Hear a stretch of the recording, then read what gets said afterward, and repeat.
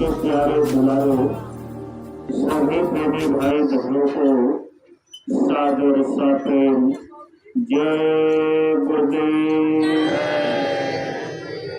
एक बार पुनः इस खैरावा गांव के सभी प्रेमी भाई बहनों से हाथ जोड़ करके हम विनती और प्रार्थना कर रहे हैं।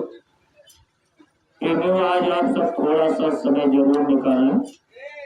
देखें, आज आपके गांव में, आपके बीच में मथुरा के विख्यात परम संत बाबा जय गुरुदेव जी महाराज का ये पावन संदेश होने जा रहा है। उनके प्रेमियों के द्वारा संतों, महात्माओं, फकीरों का जो ये पैगाम होता है, संदेश होता है, इसको सुनने से बहुत बड़ा लाभ मिलता है। सत्य का संदेश वास्तव में सत्संग में आने पर ही मालूम पड़ता है। इस आंख से हम आप जो चीज देख रहे हैं उसी को सत्य मान रहे हैं। जैसे ये शरीर और ये संसार, इस आंख से ये दुनिया भी दिखाई पड़ रही है और ये शरीर भी दिखाई पड़ रही है। सत्य क्यों प्रतीत हो रही है? क्योंकि ये चल रही है, बोल रही है, सुन रही है, देख रही है। जितने भी छोटे बड़े अंग इस शरीर में लगे हैं सब अपना अपना काम काज कर रहे हैं। लेकिन एक दिन ऐसा आता है प्रेमी भाई बहनों कि यही शरीर ऐसे जमीन के ऊपर पड़ी रहती है। लेकिन उस दिन क्या होता है? No any vibration. लाख आप बुलाओ, ना वो बोलेगी, ना सुनेगी, ना चलेगी, ना देखेगी, कोई कंपन इसके अंदर नहीं होगा। उस दिन घर परिवार के लोग, गांव गढ़े के लोग क्या कहते हैं? दिया जाने वाला चला गया। अब तो मात्र एक ये मिट्टी रह गई। तो आप विचार करो, बताओ कि जिस शरीर को आप रोज देख रहे हैं वह सत्य है कि जिसके निकल जाने के बाद ये शरीर बेकार हो गई वह सत्य है? जो चली गई। महात्मा समझाते हैं, फकीर बताते हैं, इस किराए के मकान के अंदर बैठी हुई जो चेतन आत्मा है, जिसको ईश्वर अंश कहा गया, रामायण में गोस्वामी जी महाराज ने क्या लिखा है? ईश्वर अंश जीव अविनाशी। चेतन, शरीर के लिए चेतन शब्द नहीं आया है। शरीर तो जड़ है। भगवान कृष्ण कहते हैं, अर्जुन अंतमंतिमे देहा नित्य स्योक्ताः शरीरिणः। हे अर्जुन, जिस दिन ये चेतन आत्मा इस पिंड से, इस मकान से निकल जाएगी, ये जड़ की तरह जमीन पर गिरेगी। घर परिवार के लोग बड़ा आदर करते हैं, सम्मान करते हैं, प्रेम करते हैं, मोहब्बत करते हैं। लेकिन उस दिन क्या करेंगे? कलेजे पर पत्थर रख करके इस डेड बॉडी को, मृतक शरीर को तुरंत, देरी नहीं लगाएंगे। इधर जो है श्वासा बंद हुआ और तुरंत निकाल करके घर से बाहर उत्तर दक्षिण में ला करके लिटा दिया जाता है। देखा होगा, सर को किस तरफ किया जाता है? उत्तर की तरफ, और पैर को दक्षिण की तरफ। इसका भी एक मेन रीजन है। ये उत्तरी और दक्षिणी ध्रुव, जहां आज भी हमेशा 6 महीने का दिन होता है, 6 महीने की रात, आज भी, और हमेशा ये क्रम चलता रहेगा। तो दोनों ध्रुवों पर एक मैग्नेटिक पावर है, आकर्षण शक्ति है। लेकिन उत्तरी आकर्षण, जो इधर का उत्तरी छोर है, उत्तरी ध्रुव, इसका जो आकर्षण बल है ये बहुत ज्यादा है। तो सर को उत्तर इसलिए कर दिया जाता है, हमारे आपके शरीर में 10 प्रकार की वायु विद्यमान रहती है। ये जो श्वासा अंदर बाहर आ जा रहा है इसको छोड़ो, इसके बाद भी 10 प्रकार की वायु हमेशा इस शरीर के अंदर रहती है। उसी को कहते हैं प्राण। प्राण और जीव में बहुत बड़ा डिफरेंस है, बहुत बड़ा अंतर है। प्राण कहते हैं वायु को, और जीवात्मा जो है ये ईश्वर से एक पावर है। इसमें इतनी शक्ति होती है कि जब इसमें ला करके ये किराए के मकान में बैठाई जाती है तो आकाश को चेतन करके खींच करके 10 प्रकार की वायु इसमें ला करके भर देती है। 5 प्रकार की जो वायु होती है वो सर के अंदर होती है, खोपड़ी के अंदर, यहाँ इनको कहते हैं उच्च प्राण। और सूक्ष्म एस्ट्रल की चीज मैं बता रहा हूं, ध्यान से सुनिए। 5 प्रकार की जो वायु होती है वो यहाँ सर के अंदर होती है, उसको कहते हैं उच्च प्राण। उनके नाम हैं कूर्म, क्रीकल, शेष, देवदत्त और धनंजय। कूर्म, क्रीकल, शेष, देवदत्त और धनंजय, ये जो 5 प्रकार की वायु है सर के अंदर। 5 प्रकार की वायु यहाँ पिंड में होती है, उनके नाम हैं प्राण, अपान, सपान, व्यान और उदान। कभी कभी देखा होगा उदान वायु की गति जब विपरीत दिशा में चलने लगती है, इसकी धारा अधोगामी नीचे की तरफ होती है, लेकिन कभी कभी जब ये उलट जाती है तब क्या होता है, इसका जो पहला एक्शन होता है, हमारे आपके शरीर में यहाँ एक पित्त की थैली होती है जिससे क्षार निकलता है, समझ रहे हो। तो इसका पहला जो एक्शन होता है वो पित्ताशय पर होता है, क्षार बढ़ जाता है शरीर में, और जब क्षार बढ़ जाता है तो मुंह में मिचली आने लगती है और थोड़ी देर के बाद बमटनी उल्टी होने लगती है। उल्टी, उल्टी का मतलब क्या है, पेट में जो आप खाए पिए हो ना, मुंह के द्वारा सब बाहर। ये क्यों होता है, इसी उदान वायु की गति विपरीत दिशा में होने के कारण।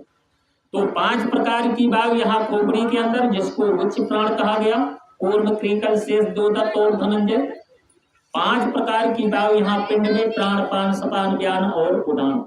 तो सर को इसलिए उत्तर दिशा में कर दिया जाता है कि अब जो है इस स्ट्रक्चर को, इस संरचना को भाई फूंक जला करके दफना करके खत्म करना है, क्योंकि अभी हो गई एकदम बेकार। तो इसके अंदर बची हुई खोपड़ी में अगर कोई वायु बची हो तो वह भी निकल जाए। इसके बाद भी देखा होगा कपाल क्रिया की जाती है, खोपड़ी को फोड़ दिया जाता है, कितने मतलब है। लेकिन ये जो उच्च प्राण है, ये जो अच्छे साधक हैं, सबकी नहीं, लेकिन जो बराबर साधना करने वाले हैं, उच्च कोटि के साधक हैं, जब इस जीव को इसमें से निकलने का समय आता है, टाइम पूरा होता है उसका, तो ये क्या करते हैं, मन की जो है धार को नीचे नहीं उतरने देते। भगवान के ने कहा है, समझाया है, गीता से सिद्ध कर रहा हूं, क्या उन्होंने समझाया है अर्जुन को। प्रयाण काले मनसा चलेन भक्त्या युक्तो योग बलेन चैव भ्रूर्मध्य प्राणम वेश सम्यक सातं परम पुरुषम उपैति दिव्यम। प्रयाण काले मनसा चलेन, जब अंत समय सन्निकट आता है कि अब ये जीवात्मा इस किराए के पिंड से निकलने वाली है, तो साधक जो होते हैं अच्छे, वो क्या करते हैं, इन 5 प्राणों को खींच करके यहां ला करके अंतःकरण के पास रोक देते हैं। क्यों, इनका मन, बुद्धि, चित्त कहीं संसार में किसी वस्तु में ना अटक जाए, फंस जाए, गुरु के चरण में ही मन लगा रहे। क्योंकि ऐसा भी कहा गया है कि मृत्यु के समय जीव की आशा जहां बंधती है, फंसती है, वही जीव का पुनर्जन्म भी होता है। अब इसको भी गीता में समझाया गया है, यं यं बाप अस्मरन् भावं त्यजत अन्ते कलेवरम तम तमय वयति कमन्ते सदा तद भाव भाविता। एक कौनते अर्जुन, मौत के समय जीव की आशा जहां फंसती है, वहीं उसका पुनर्जन्म भी होता है। और काल के देश का एक रोटेशन है, एक क्रम है। भागवत में क्या लिखा है, पुनर्जन्मम पुनर्मरणम जन्मम मरणम पुनः पुनः। यह जीव बार बार जन्म ले रहा है, नाना प्रकार की शरीरों में भेजा जा रहा है, और बार बार उसका मरण भी हो रहा है। समझ लो, जन्म मरण का यह खेल आज से नहीं, पता नहीं कितने युगों का परिवर्तन हुआ, वैसे ये 28वां कलयुग चल रहा है। अष्टाविंशति कलयुगे, कल प्रथम चरण, 28वें कलयुग का पहला चरण। गणेश आपा पंचांग आप खोलेंगे, उसमें ऊपर ही लिखा है 5125वां साल अब यही शुरू हुआ। 5124 वर्ष बीत गया, इस कलकाल का, और 28वां ये कलयुग चल रहा है, और पूरा कलकाल का जो समय है 4,32,000 वर्ष है। एक चरण इसका 1,08,000 वर्ष है। अब आप विचार करो कि एक ही चरण में जब 1,08,000 वर्ष है तो कितने बार इस जीव का आना होगा, कितनी बार इसका जाना होगा, कोई गिनती करके काउंटिंग करके इसको नहीं बता सकता है। और दोनों स्थिति में आते समय जाते समय बड़ा पेन, बड़ा दुख, बड़ा दर्द, बड़ी तकलीफ सहना पड़ता है। सहजोबाई ने इशारा किया, सहजो मौत के वक्त पर कष्ट होते अपार, और बिच्छू 60,000 जो डंक मारे एक बार। सोच लो 60,000 बिच्छू पूरे बॉडी पर चढ़ जाए एक साथ, 1 मिलीमीटर आपकी शरीर नहीं है पैर होगी दिखाई पड़ेगी, और सारे के सारे बिच्छू एक बार में अगर डंक मार दे कितना पॉइजन इस बॉडी में जाएगा, बताओ कितना जहर जाएगा। कहा उससे लाखों गुना पेन होता है।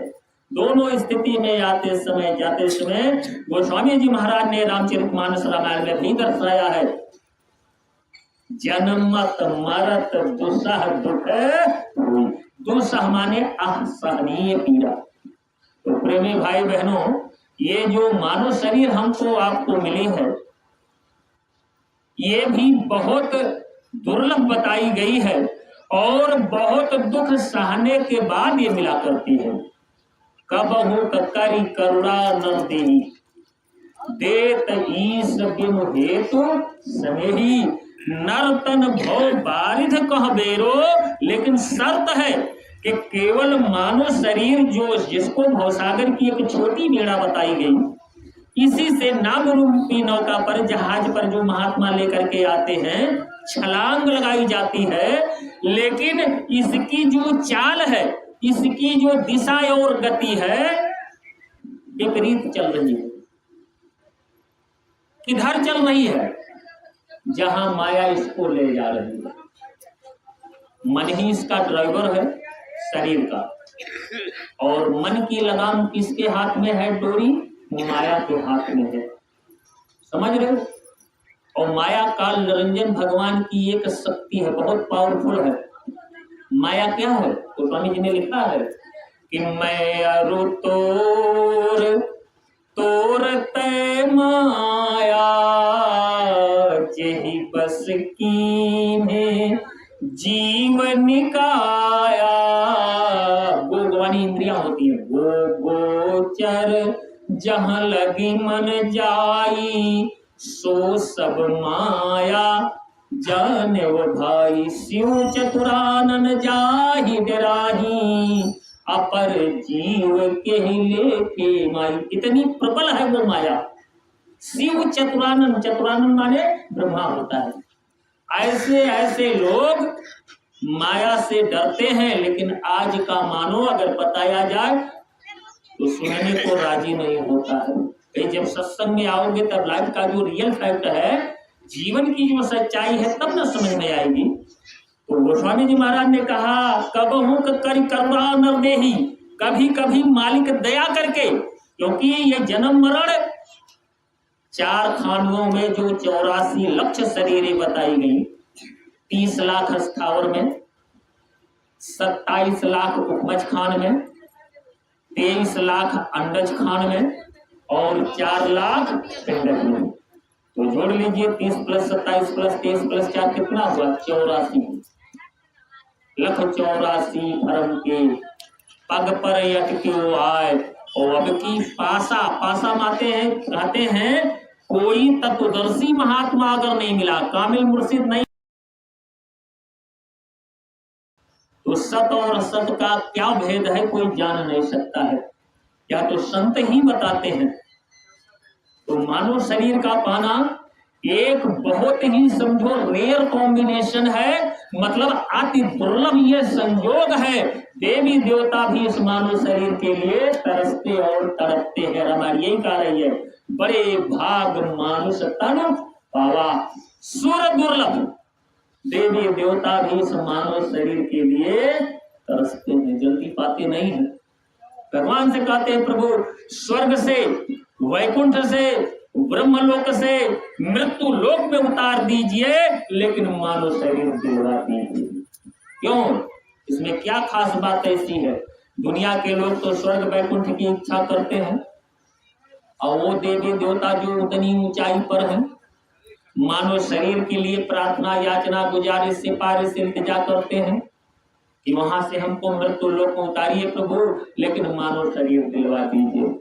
क्यों? आगे बताया है गोस्वामी जी ने, इसमें क्या खास बात है? साधन धाम मोक्ष कर द्वारा, ये साधना का धाम है, और एक ऐसा इसमें डोर दरवाजा लगा है जो और किसी शरीर में नहीं है। ना यहाँ 83,99,999 शरीर जिसको भोग शरीर कहा गया, ना लिंग लोग जिसको स्वर्ग लोग कहते हैं वहां के देवी देवताओं में, ना सूक्ष्म लोग जिसको अपूर्व धाम वैकुंठ धाम कहते हैं, ना तो वहां के रहने वाले देवी देवताओं में, ना कारण लोग जिसको ब्रह्मलोक कहा गया कुरान शरीफ में, उसको लतीफुल लतीफ लिखा गया है, ना वहां के रहने वाले देवी देवताओं के शरीर में। यह दरवाजा केवल एकमात्र मानव शरीर में लगा है। उस दरवाजे का नाम संतों ने क्या बताया? 10वां द्वार। और वहां से रास्ता अमर लोक सत्यलोक हो गया है। शास्त्र कहता है सोपान भूतम मोक्षस्य मानुषम प्राप्त दुर्लभम, और किसी शरीर का नाम नहीं लिया। सोपान का मतलब स्टेयर टू स्टेयर, पौड़ी पौड़ी सीढ़ी सीढ़ी, वो रास्ता इसके अंदर से सीधे अंड पिंड ब्रह्मांड को पार करता हुआ अमरलोक अर्श आजम मुकामे हक सच्च खंड सत्यलोक हो गया है। इसलिए देवी देवता तरसते हैं कि प्रभु एक बार मानव शरीर दिलवा दीजिए। गर्मी का महीना था, द्वापर की घटना है।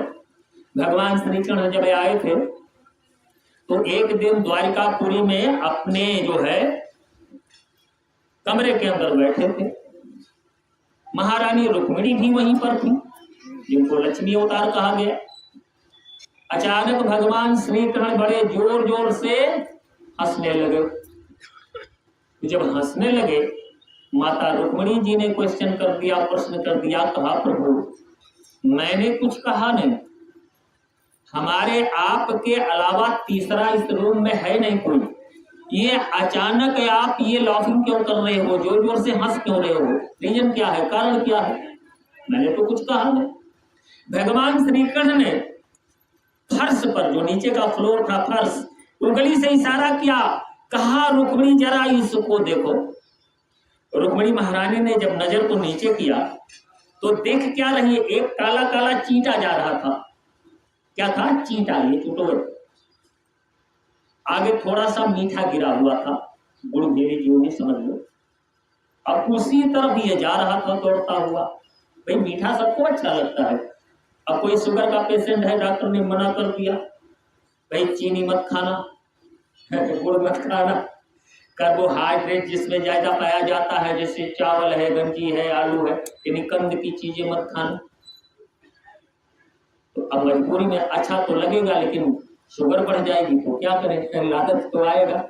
तो वो चींटा जो है उसी थोड़े से गुड़ की तरफ दौड़ता हुआ जा रहा था। रुक्मिणी जी ने कहा प्रभु इसमें हंसने की क्या बात है? अरे मीठा देख करके, उसका प्रिय भोजन है, जा रहा है, और आप इतनी जोर जोर से हंस रहे हो, क्या बात है? भगवान श्री कृष्ण ने बड़ा सत्य का ज्ञान यहाँ पर दिया। कहा रुक्मिणी आपको पता नहीं है। कहा प्रभु वो क्या? कहा 14 बार ये चींटा इंद्र बन चुका है। सोचो, स्वर्ग का अधिपति राजा, चींटे के लिए भगवान श्री कृष्ण क्या कह रहे हैं रुक्मिणी से? रुक्मिणी 14 बार ये स्वर्ग का राजा बना, और आज जब चींटे के शरीर में बंद हुआ सब भूल गया। कहा स्वर्ग की संपत्ति, और कहा इतना सा गुड़, सब भूल गया। यही काल की 84 है। लिखा है ते तंग भुक्त्वा स्वर्ग लोकम विशालम छीणे कूड़े मृत्यु लोकम विशंति, यानी कूड़ छीणे मृत्यु लोके, कारण लोक से नीचे और यहाँ मृत्यु लोक तक। ये जीव क्या है? काल के अंडर में है, काल के चक्कर में ही फंसा है। कोई ये ना सोचे कि भाई कोई स्वर्ग चला जाएगा, वैकुंठ चला जाएगा, या उसके आगे ब्रह्मलोक तक चला जाएगा, माया लोक, शक्ति लोक, गोलोक, साकेत धाम, ये बीच के मंडल सब हैं, तो उस जीव को परम गति मिल जाएगी ना। हमारे आपके घरों में छोटी कथा होती है सत्यनारायण भगवान की, पंडित लोग सुना करके चले जाते हैं। ना तो जजमान कोई पूछा होगा पंडित जी इस कथा में क्या लिखा है, और ना पंडित जी ने बताया होगा इसमें क्या है। उस कथा के दूसरे अध्याय में लिखा है, मैं सूत्र बता रहा हूँ, सत्यनारायण भगवान की कथा में क्या लिखा है निचोड़ में, इहलोकम सुखम भुक्त्वा चा अन्ते सत्यपुरम जजो। वो कथा क्या कह रही है, इहलोकम सुखम भुक्त्वा, जब तक इस दुनिया के अंदर आप रहो सुख पूर्वक आपका जीवन व्यतीत होना चाहिए। अब यहाँ फिर फंस रहा है मामला। तमाम लोग ये सोचते हैं, अर्थ लगाते हैं कि सुख का मतलब ये होता है बहुत कई मंजिला का मकान बन जाए, बहुत जो है महंगी महंगी मर्सिडीज गाड़ियां हो, BMW तक करोड़ों की, करोड़ों का बैंक बैलेंस हो, नौकर चाकर हो, हर सुख सुविधा मौजूद हो। इसको संतों ने सुख नहीं कहा है। सुख इसको बताया है कि यहाँ का जो रूल है, यहाँ का जो संविधान है बड़ा पक्का है, चाहे छोटा वर्ग हो चाहे बड़ा हो, जो भी कर्म ये जीव कर रहा है यहाँ पर जो है, खास करके मानव शरीर के लिए इशारा है। भोग शरीर में नहीं ऐसा होता है कि कर्म का बोझा लदेगा, वो तो भोग शरीर में अपना कर्म भोग रहा है, लेकिन मानव शरीर में अगर जरा भी गलती आपसे हो जाएगी, रिकॉर्डिंग हो जाएगी, तो अदला बदला देना पड़ेगा। कर्म प्रधान विश्व रची रखा, हर स्ट्रक्चर में, हर रचना में कर्म को काल ने घुसेड़ दिया है और एक एक पल का वह हिसाब मिलेगा। कोई ना सोचे कि हम बहुत छुप करके अपने को हाइड करके जो है यह काम कर रहे हैं तो हमको कोई देख नहीं रहा है। ये बोथ शोल्डर से नहीं, दोनों जो कंधे हैं लेफ्ट एंड राइट, दायां और बायां, इन दोनों कंधों के ऊपर चित्रगुप्त जो धर्मराज महाराज के महामंत्री हैं उनके दो दूत हमेशा बैठे रहते हैं। एक का काम है आपका फिगर फोटो खींचता रहता है और दूसरे का काम है आपकी बोली आवाज को टेप कर रहा है। एक कैसेट तैयार हो रही है, एक फाइल बन रही है, वहां का टाइम स्केल बहुत कम होता है। यहाँ जो 60-70 साल में कर रहे हो ना, एक क्षण में आपका हिसाब हो जाएगा। तो महात्मा जो समझा रहे हैं उनके कहने का मतलब है कि कर्म प्रधान विश्व रचि राखा और जो जस करहि सो तस फल चाखा, अर्थात अपने कर्म की निरख और परख हमेशा करते रहना चाहिए कि कहीं इस दुनिया के सुख के लिए हम किसी को धोखा तो नहीं दे रहे, बेईमानी तो नहीं कर रहे, किसी के घर में ढाका तो नहीं डाल रहे। ये सब अनैतिक कार्य है ना। नो एनी सिन, यानी कोई पाप नहीं करना चाहिए प्रेमियों। तो सुख का मतलब संतों ने जो बताया है कि अपने कर्म की निरख परख हमेशा करते रहो। कहीं हमसे कोई गुनाह तो नहीं हो रहा है, कहीं कोई पाप तो नहीं हो रहा है। अगर पाप हो गया, रिकॉर्ड हो गया, तो उसका बदला देना पड़ेगा। हाँ, महात्मा इतने दयालु होते हैं कि भाई उसके माफी का भी इंतजाम ये करते हैं। काल तो माफ करने वाला नहीं है, वो तो बड़ा ही क्रूएल है, बड़ा ही कठोर है, बड़ा ही निर्दयी है, लेकिन ये दयाल होते हैं। अगर इनके चरण शरण में आकर के आप माफी मांग लोगे तो ये माफ कर देंगे। कई तरीका संत निकालते हैं माफी के लिए। जैसे आज ये जो कार्यक्रम चल रहा है यहाँ पर, इसमें कितना लाभ मिलेगा, ये क्या है, कोई साधारण नहीं जान सकता, लेकिन संत की नजर में आप समझोगे तब समझ में आएगा। बालकांड में गोस्वामी जी महाराज ने क्या बताया इसको कि बट विश्वास अचल निज धर्मा, तीर्थ राज समाज सुकर्मा, मुद मंगल में संत समाजो, जो जिमि जंगम तीर्थ राजू, मुद मंगल में संत समाजू। जैसे परम संत हमारे स्वामी जी महाराज, गुरु महाराज, अब उनका समाज क्या है, यही समाज है। इस फुलवारी को किसने लगाया, गुरु महाराज ने। यही है संत का समाज। रामायण में लिख रहे हैं ऐसे संत और संत का समाज जहां इकट्ठा हो जाता है, संत का संदेश सत्संग होने लगता है, तो जितनी देर तक ये कार्यक्रम चलता है उतने समय के लिए वह स्थान इतना पवित्र हो जाता है। कितना पवित्र होता है? कहा जो जिम जंगम तीरथ राजू। जंगम माने होता है चलता फिरता, तीर्थ राजू, राजू माने राजा होता है। तीर्थों का राजा किसे कहते हैं? प्रयागराज को, जहां कुंभ का मेला लगता है ठंडी में। प्रयागराज में इलाहाबाद के पास बहुत बड़ा कुंभ का मेला लगता है। हरिद्वार में भी कुंभ का मेला लगता है, समझ रहे हो? और ये भी समझो प्रयागराज यानी कुंभ आज आपके गांव में लगा है। आगे दोनों की टैली किया है कि भाई वो 1 महीने 1.5 महीने का मेला होता है, तो यहाँ से किराया भाड़ा रुपया पैसा खर्च करके जाओ, वहां 10 दिन 5 दिन रहो, खर्चा ज्यादा पड़ेगा, समय भी व्यस्त होगा आपका। तो वहां जाने पर ज्यादा लाभ मिलेगा जीव को कि यहाँ अगर इस कुंभ में वो स्नान करेगा तब। तो गोस्वामी जी महाराज चैलेंज दे करके कह रहे हैं कि जितना परमार्थी लाभ इस कुंभ में मिलेगा उतना वहां मिलने वाला नहीं है। इस कुंभ के लिए आगे इशारा किया। इसी के बाद की चौपाई है कि अकथय लौकिक तीर्थ रावो देई सद्य फल प्रकट प्रभाव मज्जन फल पेखिय तत्काला काक हो ही पिक बकौ मराला वाल्मीकि नारद घट जोनी निज निज मुखनि कही निज होनी सो जानब सतसंग प्रभाव। सत्संग की महिमा है ये। सो जानब सतसंग प्रभाव लोकहु वेदना आनु पाऊ मत कीरति गति भूति भलाई और जब जही जतन जहां जही पाई। बड़े भाग पाई सत्संगा बिन ही प्रयास होई भव भंगा।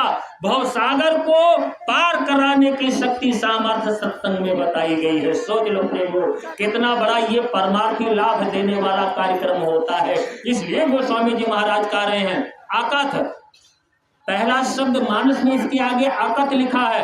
आकथ का मतलब होता है कि सत्संग में आने पर जीव को कितना परमार्थी लाभ मिलता है वाणी के द्वारा कोई बता नहीं सकता, कहने में आ ही नहीं सकता है, आकथ है। और दूसरा शब्द उसके बाद तुरंत लिखा अलौकिक।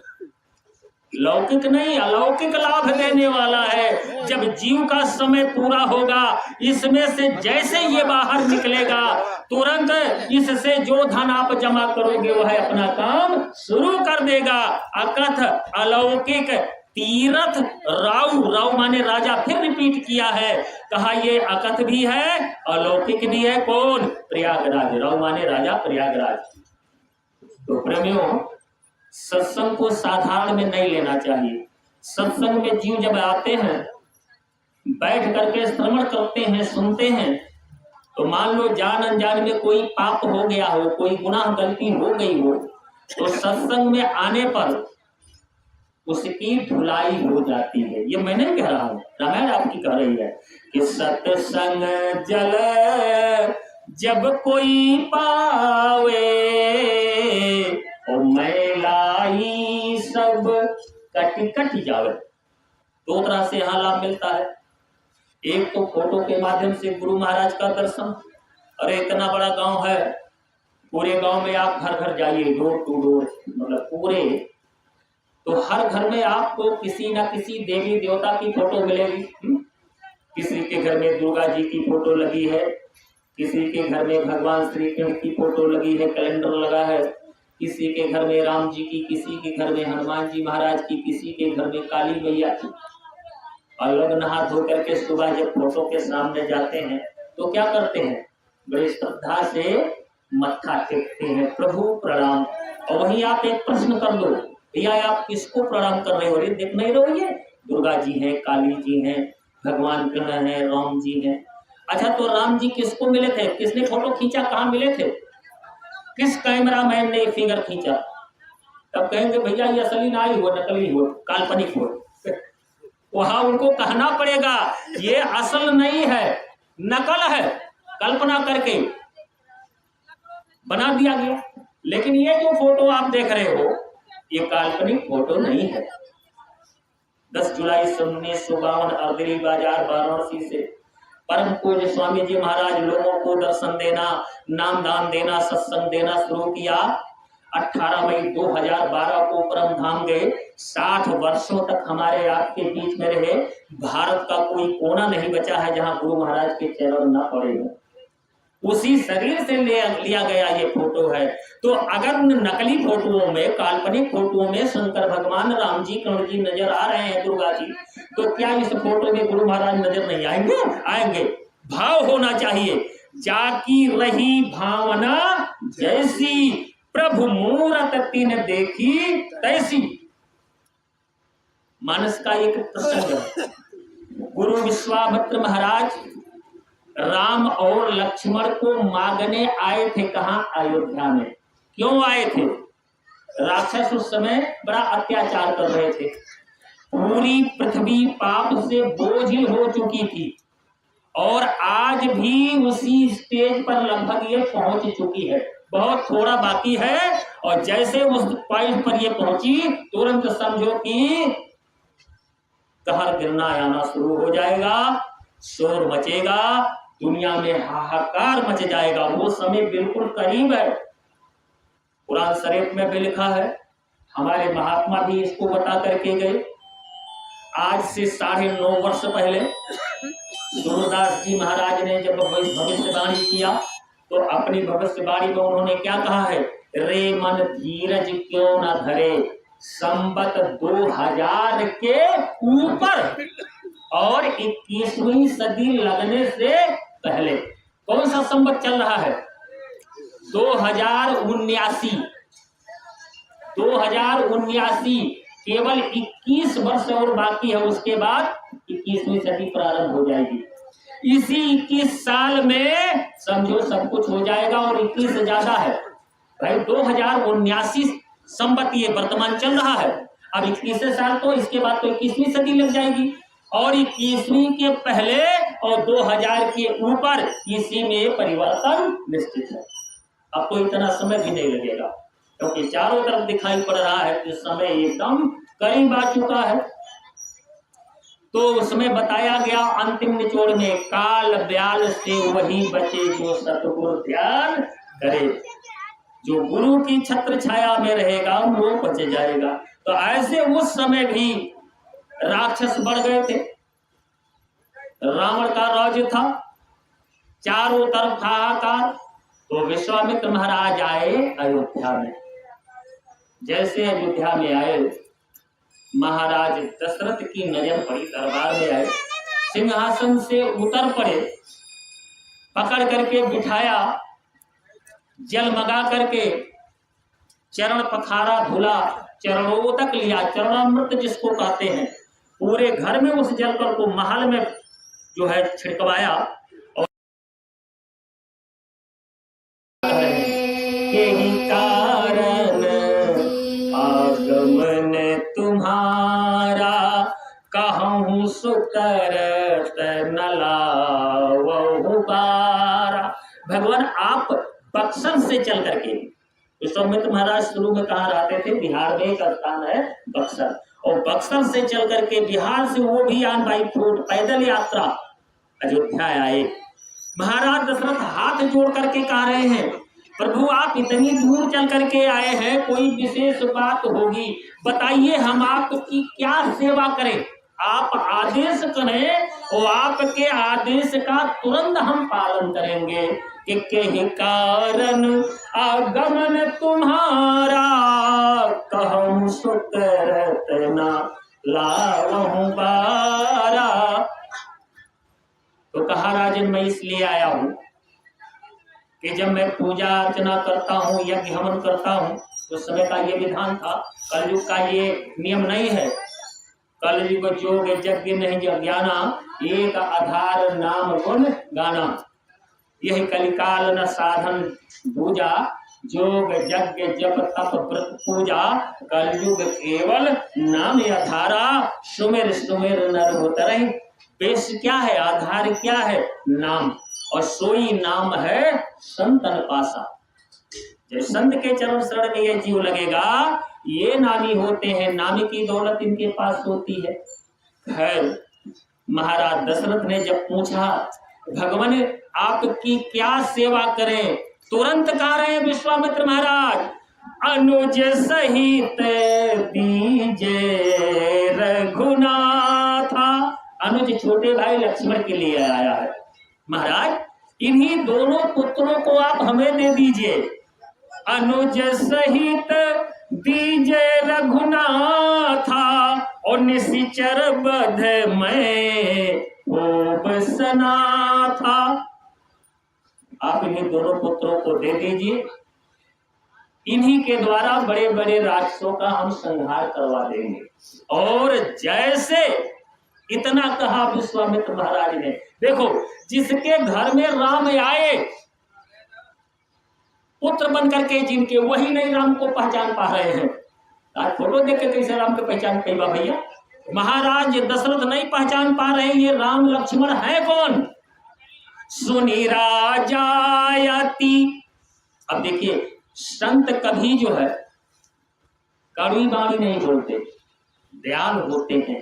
लेकिन यह वाक्य जो कहा कि दोनों बच्चों को दे दीजिए, मोह बस, मोह सकल व्याधिन कर मूला, मोह बस अज्ञानता बस महाराज दशरथ को वह वाणी वह शब्द कैसा लग रहा है, अच्छा नहीं लग रहा है। इसलिए गोस्वामी जी महाराज लिख रहे हैं कि सुनि राजायति अप्रिय वाणी, ओ हृदय कंप मुख तुति को मिलानी। हृदय कांप गया, राजा दशरथ थर थर थर थर कांपने लगे और चेहरा उनका जो खिला हुआ था उतर गया, मुरझा गया। कहानी से चरयति घोर कठोरा, कहा सुंदर सुत परम किशोरा। प्रभु आप ये क्या कह रहे हो? अरे पहाड़ जैसे बड़े बड़े भयंकर राक्षस, और कहा मेरे ये सुंदर सुंदर माताएं जब तेल की मालिश करती हैं इनके शरीरों में उंगलियों के निशान पड़ जाते हैं। इतनी कोमल शरीर है मेरे पुत्रों की, और आप ये क्या मांग रहे हो? राक्षसों का संहार कराएंगे? नहीं महाराज, आपकी मांग हम पूरा नहीं कर सकते।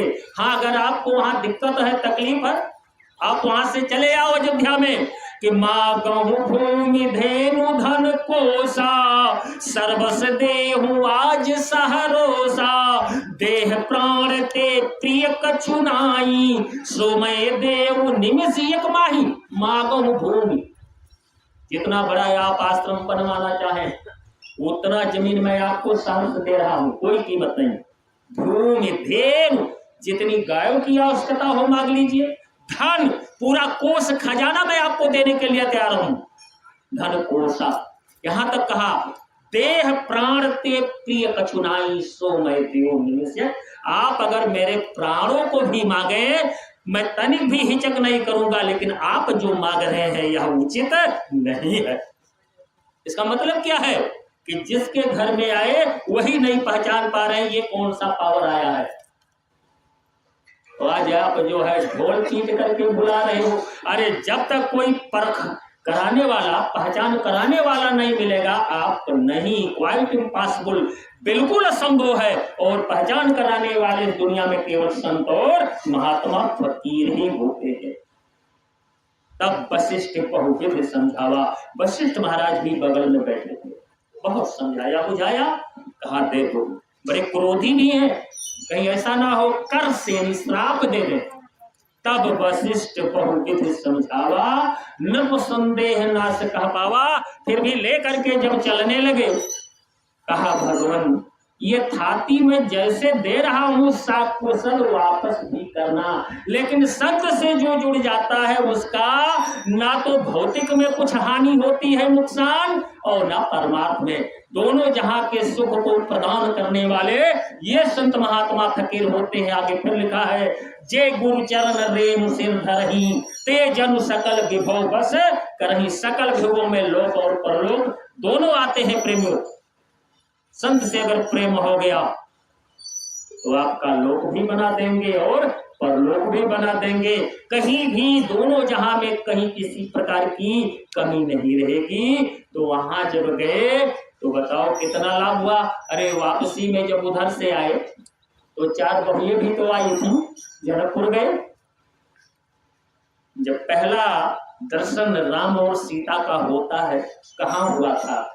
जनक की वाटिका में। दो वाटिका का वर्णन है। एक अशोक वाटिका है जहां पर सीता यानी सूरत को दुख मिल रहा है।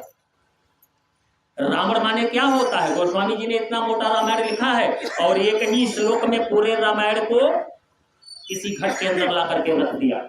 एक श्लोक में पूरा रामायण लिखा है। मोहम दस मौल तद्भ्रात अहंकार पाकार रजित काम विश्राम हारी।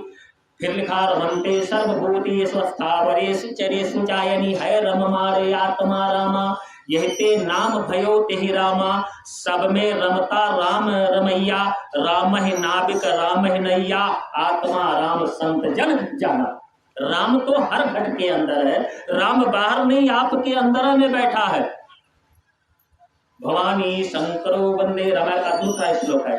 भवानी शंकरो वंदे श्रद्धा विश्वास रूपिणो याभ्याम बिना न पश्यंत सिद्धा स्वांता ईश्वरम। स्व माने अपने, अंत माने अंदर में, स्थित माने मौजूद, ईश्वरम माने भगवान को। कहाँ बाहर ढूंढ रहे हो? हमारे गुरु महाराज भी यही समझाते थे, खोजनी पिया को निज घट में। जब तक अपने अंदर नहीं आप पहचान पाओगे, बाहर में आप रिकॉग्नाइज नहीं कर सकते हो। आकर के इसी में इतने प्रेमी बैठे हैं, किसी रूप में आकर के भगवान बैठ जाए नहीं पहचान पाओगे। लेकिन अगर पहचान करता से तौर तरीका सीखा है तो एक पत्ते से भी आप प्रकट कर सकते हो। तो अशोक राक्षस नगरी, जब तक काम क्रोध मोह लोभ अहंकार आशा तृष्णा राग द्वेष ईर्षा वैमनस्यता ऐसे दुर्गुण इसके अंदर भरे पड़े हैं, तब तक समझो इसके अंदर भगवान का दर्शन नहीं हो सकता है। लेकिन जब विदेह बन जाओगे, वैराग्यता आ जाएगी। हमारे गुरु महाराज कहते थे मंच से कि बच्चा अभी क्या है, माया ने स्क्रू को तगड़ा कस दिया है, इधर का ज्यादा कसा है, उधर का ढीला है। अब करना ये है, इधर का स्क्रू धीरे धीरे खोलो और उधर का टाइट कर लो, काम तुम्हारा हो जाएगा। वही चीज है। तो जनक जैसा विदेह, विदेह का मतलब क्या होता है? माया में रहो लेकिन इतना हमेशा ध्यान देते रहो कि एक दिन इसको छोड़ना भी है, यानी इससे मेरा काम आगे चलने वाला नहीं है। जैसे घुइया का पत्ता, अरवी देख रहे, अरवी के पत्ते पर आप पानी डाल दो तो वो ढिमला करके गोली की तरह बन करके जमीन पर आ जाता है। जैसे पारा होता है, पारे को जमीन पर ऐसे गिरा दो ना, पकड़ नहीं पाओगे, ढिमलाया करेगा। तो थर्मामीटर में जो होता है बुखार बुखार चेक किया जाता है, पारा ही होता है, ऊपर को चलता है, पॉइंट बताता है कितना फीवर है आपको। एक पनडुब्बी चिड़िया होती है, पानी में डुबकी लगा करके मछलियों का शिकार करती है, लेकिन उसके जो विंग्स हैं यानी जो पंख हैं इस प्रकार से बने होते हैं, जो पर पंख फड़फड़ा दिया मालूम पड़ता है कि गीला नहीं एकदम सूखा है। ऐसे माया में रहो, अर्थात माया को आप पकड़ो, जब चाहो छोड़ सकते हो। लेकिन अगर माया ने आपको पकड़ लिया तो आपको ले जाकर के इतने गहराई में ढकेल देगी कि फिर बचना हेलो संभव नहीं। क्यों डाउन हो रहा भैया?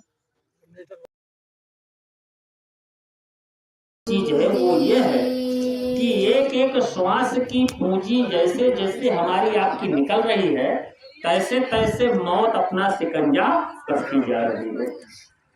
कलयुग की जो मेंटल एज है, रियल एज नहीं, अनुमानित आयु 100 वर्ष बताई गई और 100 साल पर मैक्सिमम पूंजी श्वासों की 96 करोड़।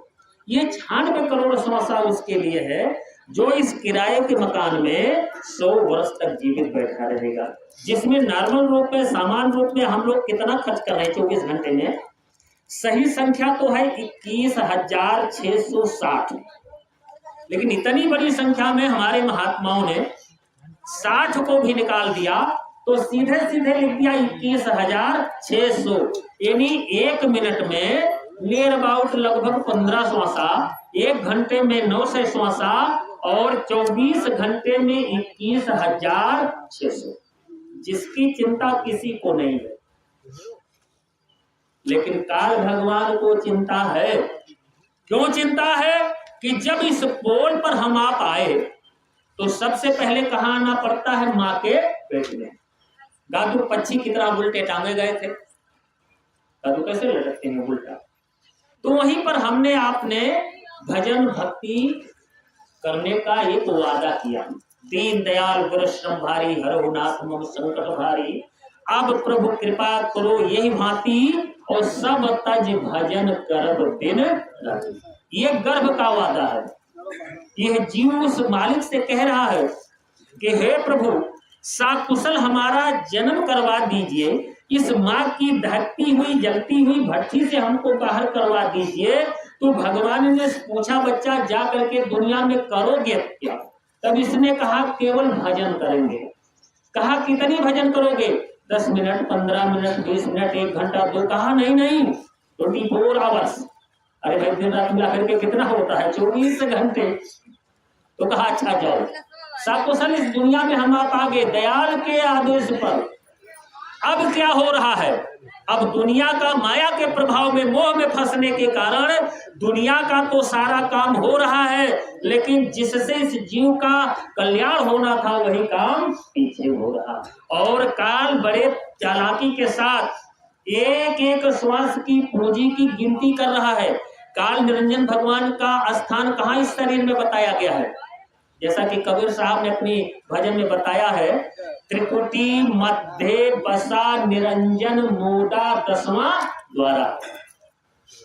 ये आज्ञा चक्र है। इसी को छठा चक्र कहते हैं, इसी को सहस्त्रार कहते हैं, इसी को तीसरा तिल कहते हैं। कुरान शरीफ में इसी को मुसलसल कहा गया।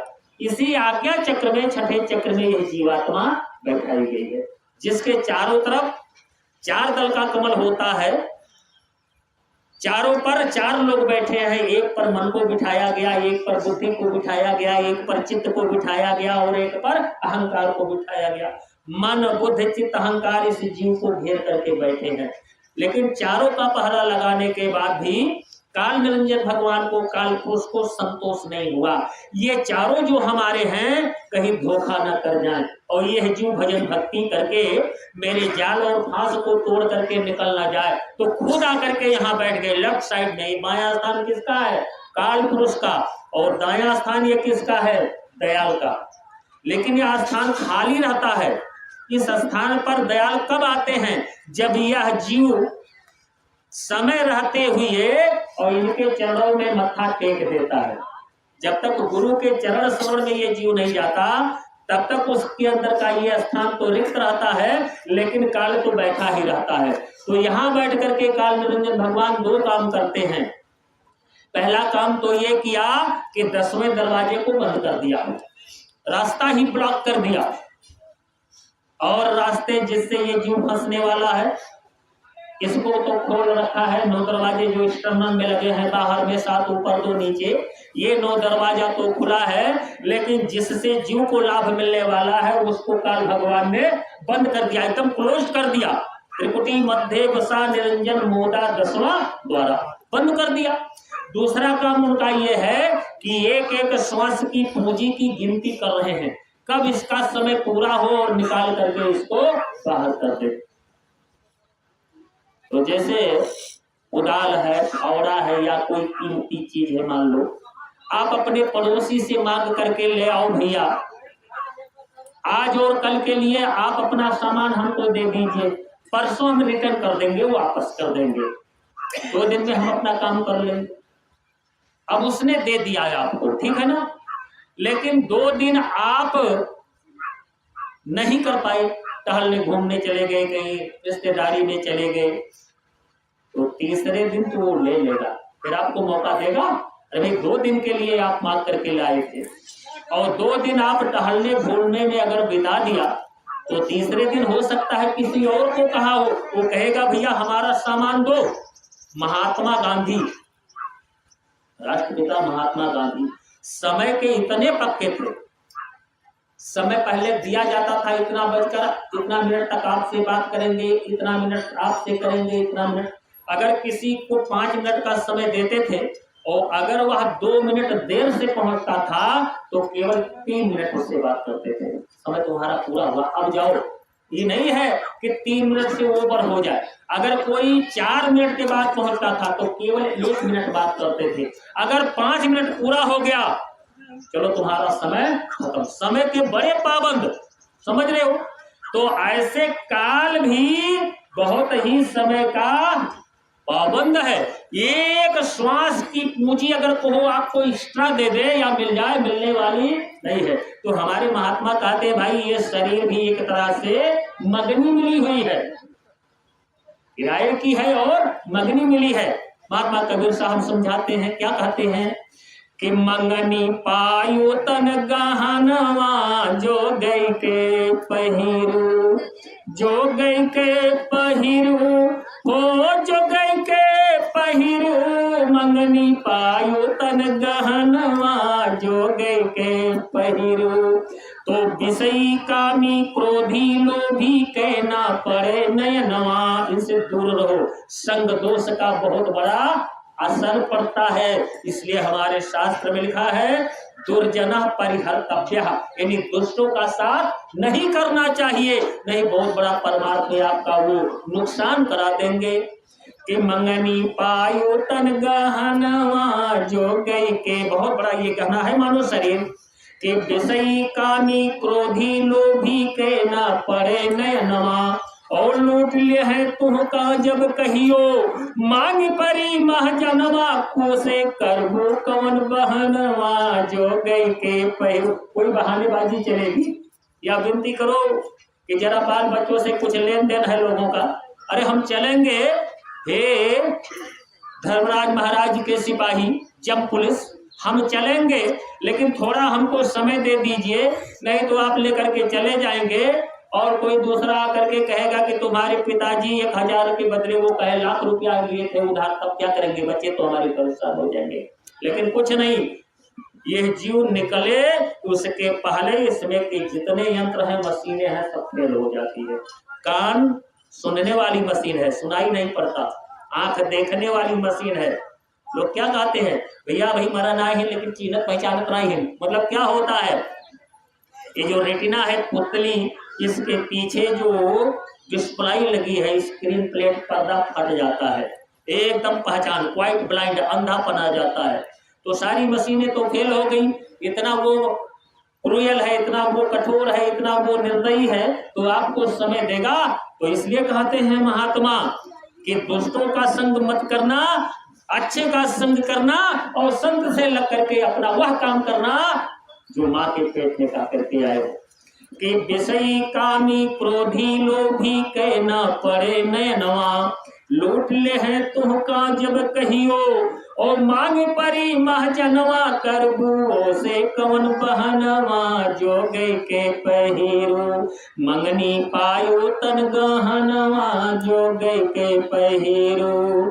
तो कामादिक बत मार जगत में झार चले फैसनवा, हर कामादिक बट मार जगत में झार चले फैसनवा, और दिन माँ लूटे प्रेम भाव से, रात बने दुश्मनवा, भागे पैबू ना ठेकनवा जो गई। मौत से कोई बच सकता है? उल्टा होता है, मौत से जितने कोई दूर भगना चाहता है उतने मौत अपने करीब खींच लेती है। जैसे चुंबक लोहे को खींच लेता है, ऐसे मौत खींच करके उसी स्थान पर आपको ले जाकर के पहुंचा देगी जहां आपकी मौत तय है।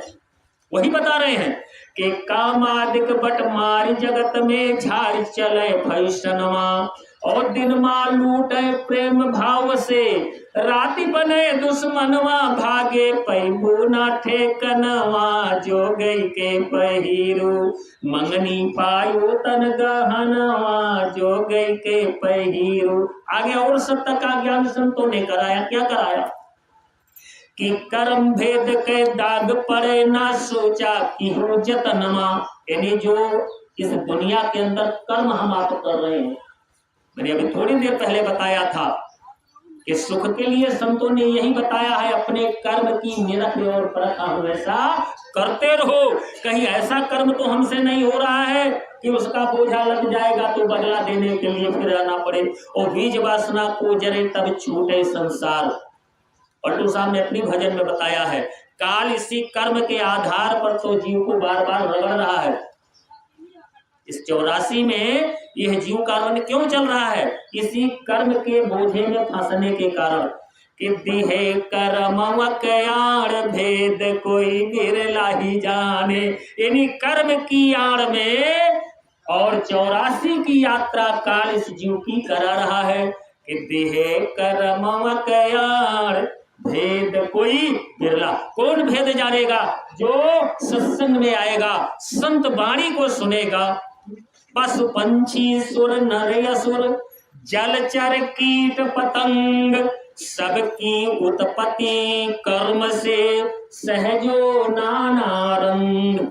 ये जो नाना प्रकार के जीव जंतु, छोटे बड़े पेड़ पौधे, घास फूस दिखाई पड़ रहे हैं, तो इसमें भी यही जीव जाता है कर्म के आधार पर। पशु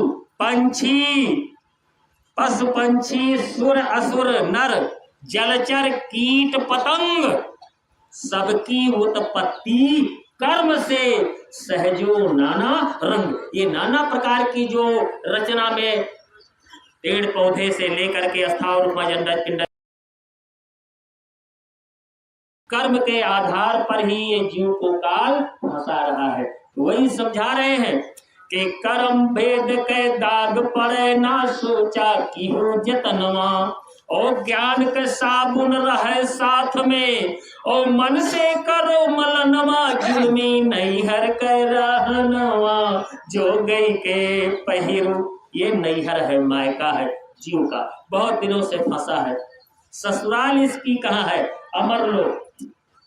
जब वहां ये पहुंचेगा, अपने सच्चे घर चला जाएगा, फिर लौट करके जन्म मरण के चक्कर में उसे फंसना नहीं पड़ेगा। तो इसके लिए जरूरी है अच्छे का संग करते हुए सत्संग सेवा भजन भक्ति में लगे रहो, काम आपका बन जाएगा। लेकिन यह काम करने से पहले कहाँ मत्था टेकना पड़ेगा? गुरु के चरणों। बिना गुरु के चरण शरण में गए जीव का उद्धार और कल्याण होने वाला नहीं है। और वो भी गुरु पर पक्का भरोसा होना चाहिए। भाव कैसा होना चाहिए?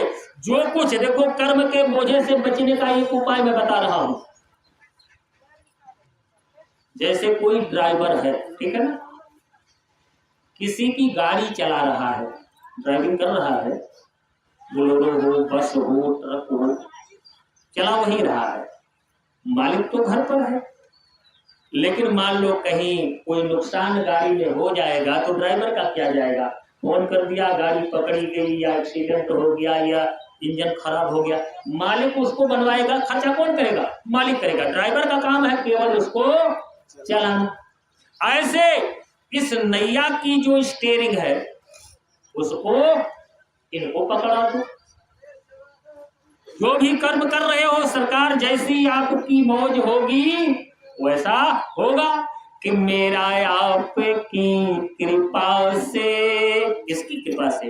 गुरु की। भाव यह होना चाहिए कि मेरा आपकी कृपा से सब काम हो रहा है, मेरा आपकी कृपा से सब काम हो रहा है।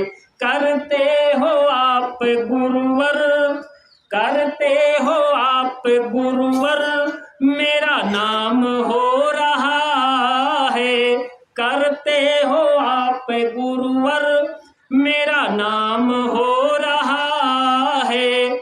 मेरा आपकी कृपा से सब काम हो रहा है। द्वापर में इंद्र महाराज जब कोप गए, भगवान कृष्ण ने क्या किया? इंद्र के जो है घमंड को चूर करने के लिए गोवर्धन की पूजा करवा दिया।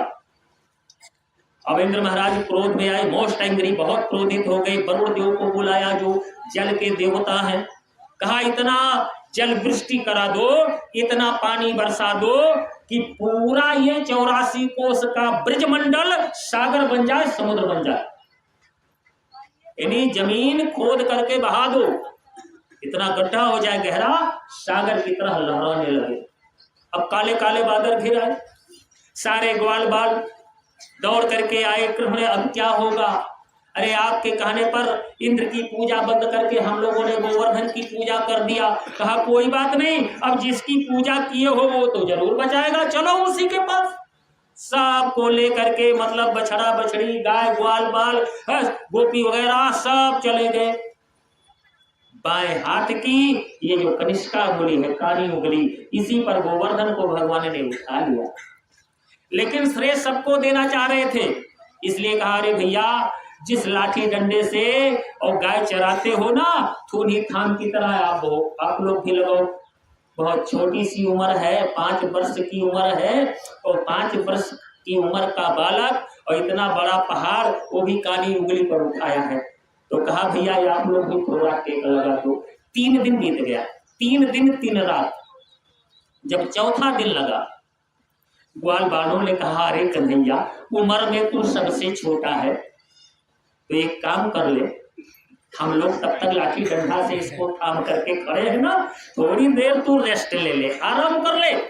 3 दिन बीत गया, 3 रात बीत गई, और ऐसे पहाड़ जो है लेकर के तू खड़ा है, थोड़ा आराम तो कर ले। भगवान कृष्ण ने मुस्कुरा करके कहा अरे नहीं नहीं ठीक है ठीक है। कहा नहीं नहीं कन्हैया थोड़ा आराम कर लो, तब तक तो हम लोग थाम करके रखेंगे। तो उंगली को नहीं हटाया, थोड़ा सा हाथ जरा सा नीचे किया, और तब तक सब पे लाठी डंडा टूट के जैसे अरे कन्हैया पकड़ो नहीं तो हम लोग दब के मर जाएंगे। बताओ लाठी डंडा पहाड़ के बोझा रोकी। ऐसे श्रेय देना गुरु महाराज चाह रहे हैं, हमको आपको लगना केवल है। अरे इस कलकाल में कितनी भजन भक्ति कर पाओगे बताओ?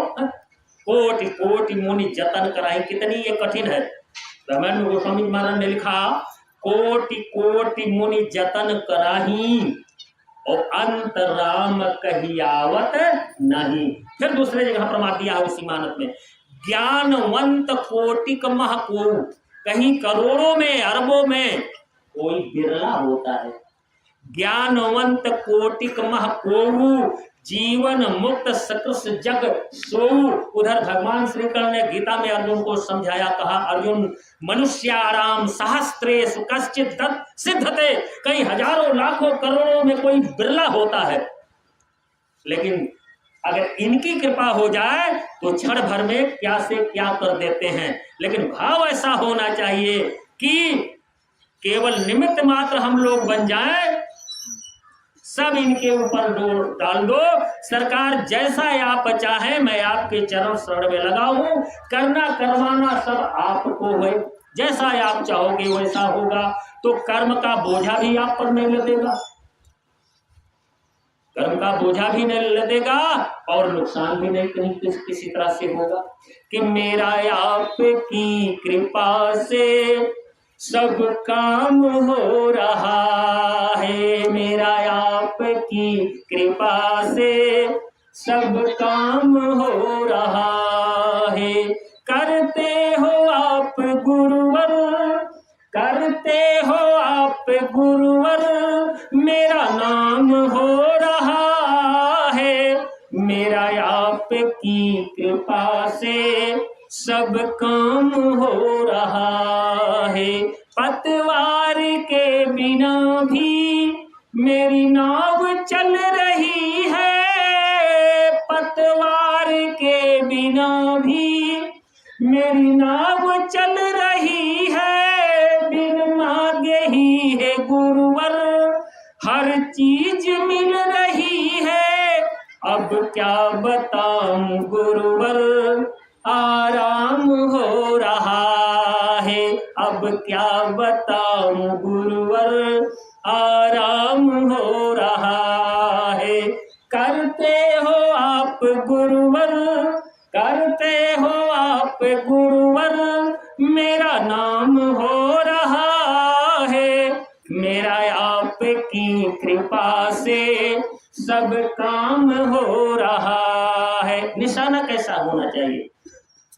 यक्कै साधे सब सध है, और सब साधे सब जाय, और रहीमन मूल ही सींचिए, फूल ही फल ही अघाय। सूत्र कहता है ध्यान मूलम गुरु मूर्ति, पूजा मूलम गुरु पदम, मंत्र मूलम गुरुर्वाक्यम और मोक्ष मूलम गुरु कृपा। यस्य स्मरण मात्रेण जन्म संसार बंधनात् विमोच्यते तस्मै श्री सद्गुरुवे नमो नमः। जिसके केवल स्मरण यानी ध्यान करने मात्र से जन्म मरण दैहिक दैविक भौतिक ये पांचों इल्नेस बीमारियां खत्म हो जाती हैं।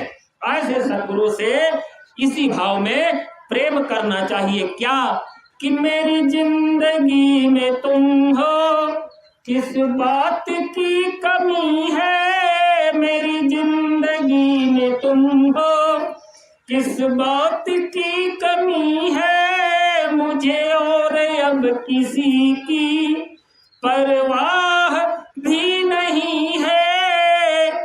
तेरी बदौलतों से, इसके गुरु के, और तेरी बदौलतों से सब काम हो रहा है।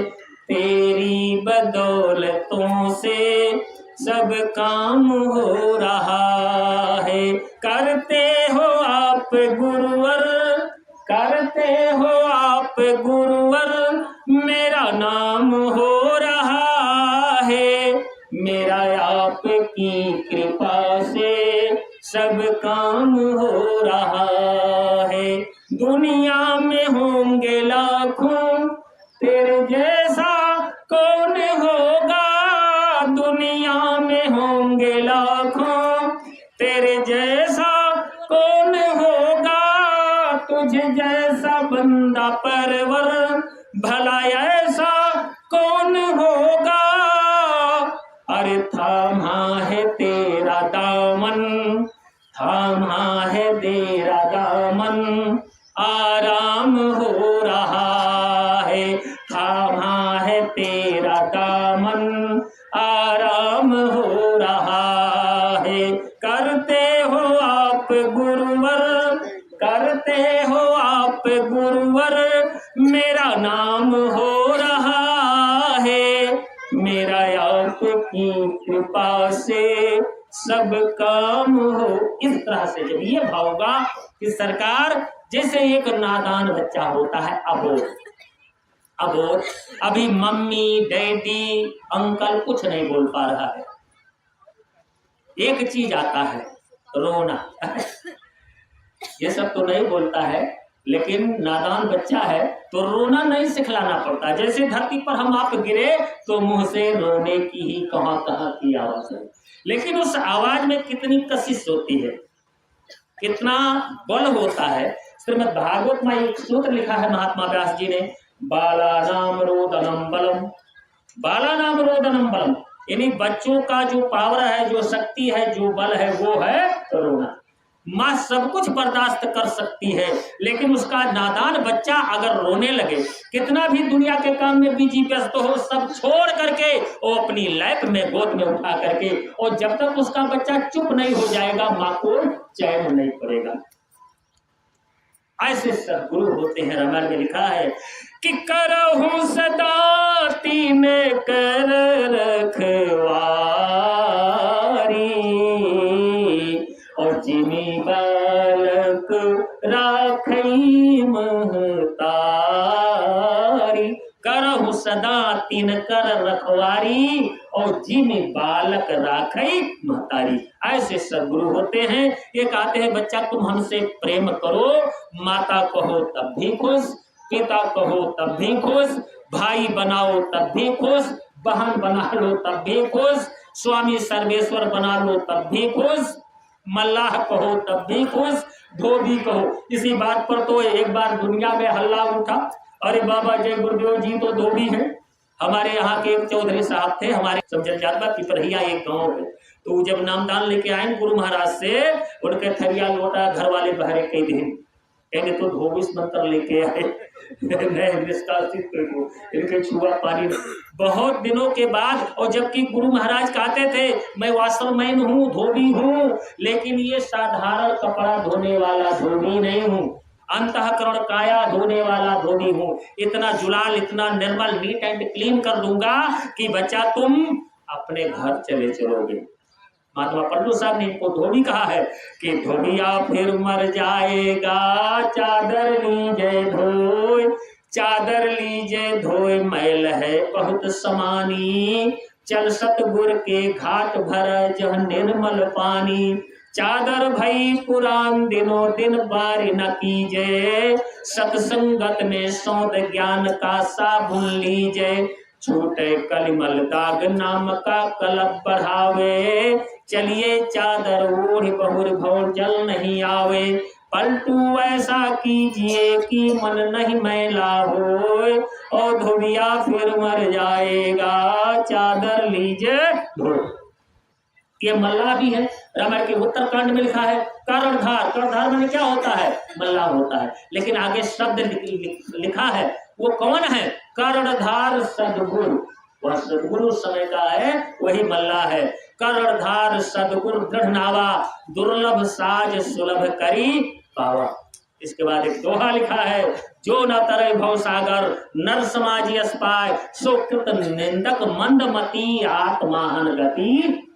ऐसे दुर्लभ मानव शरीर को पाकर के जिसने अपनी जीवात्मा का कल्याण नहीं कराया, उसकी क्या दशा होगी? सुसाइड यानी आत्महत्या करने वाले 22 नरक कुंड में उसे जाना पड़ता है। आत्महत्या करना बहुत बड़ा पाप है, समझ लो प्रेमियों।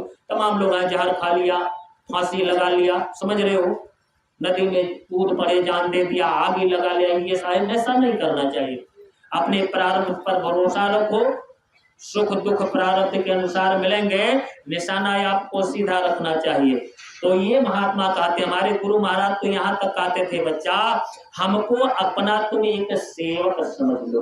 मैं तो महात्मा आत्मा हूं ही नहीं, तुम्हारा एक सेवक हूं। अरे जो काल के जाल से छुड़ा करके निज धाम भेज दे, वो छोटा मोटा सेवक है? बताओ, बहुत बड़ा।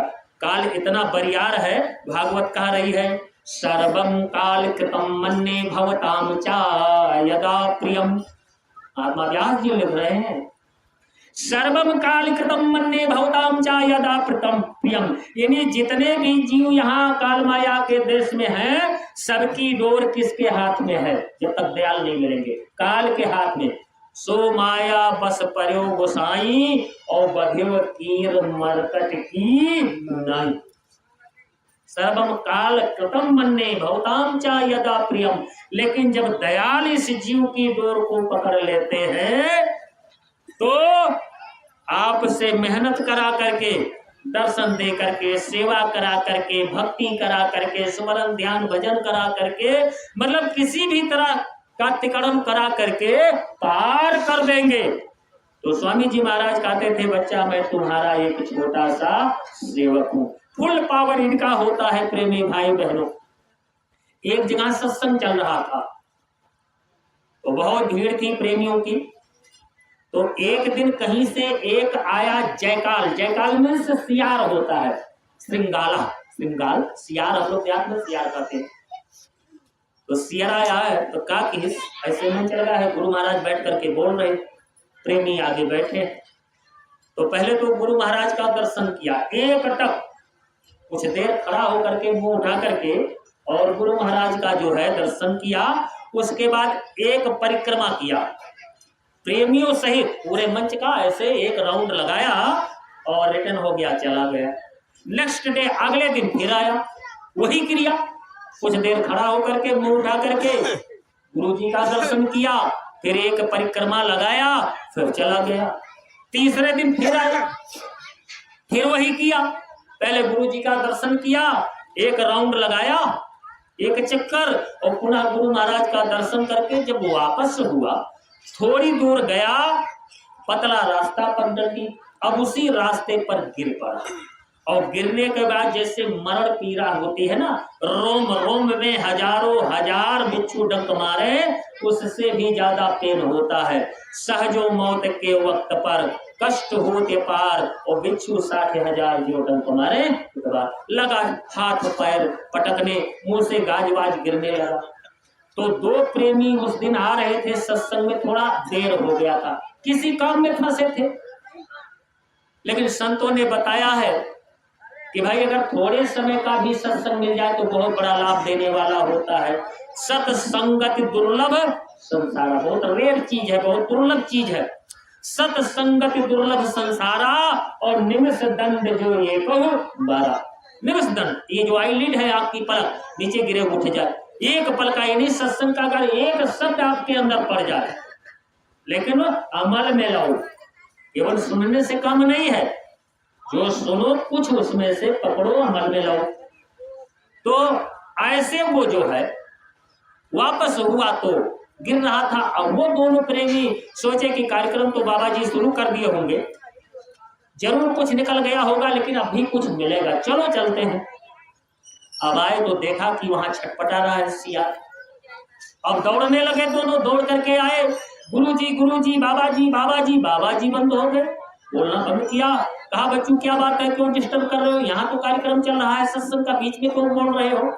कहा सरकार क्षमा करें, वो सियार जो आज तीसरा दिन है आपका दर्शन करता, एक राउंड लगाता, परिक्रमा करके जाता था ना, उसी रास्ते पर गिर करके छटपटा रहा है, पता नहीं क्या हो गया। गुरुजी क्या किए, तुरंत मंच से उतरे। कहाँ है बच्चों, चलो दिखाओ, कहाँ है, जल्दी दिखाओ। अब पीछे पीछे तमाम प्रेमी भी जा रहे हैं। देखे गुरुजी क्या करते हैं इसके साथ। आगे आगे गुरु महाराज, पीछे पीछे शिष्य लोग गए। कहा महाराज वो देखिए रास्ते पर पड़ा छटपटा रहा है।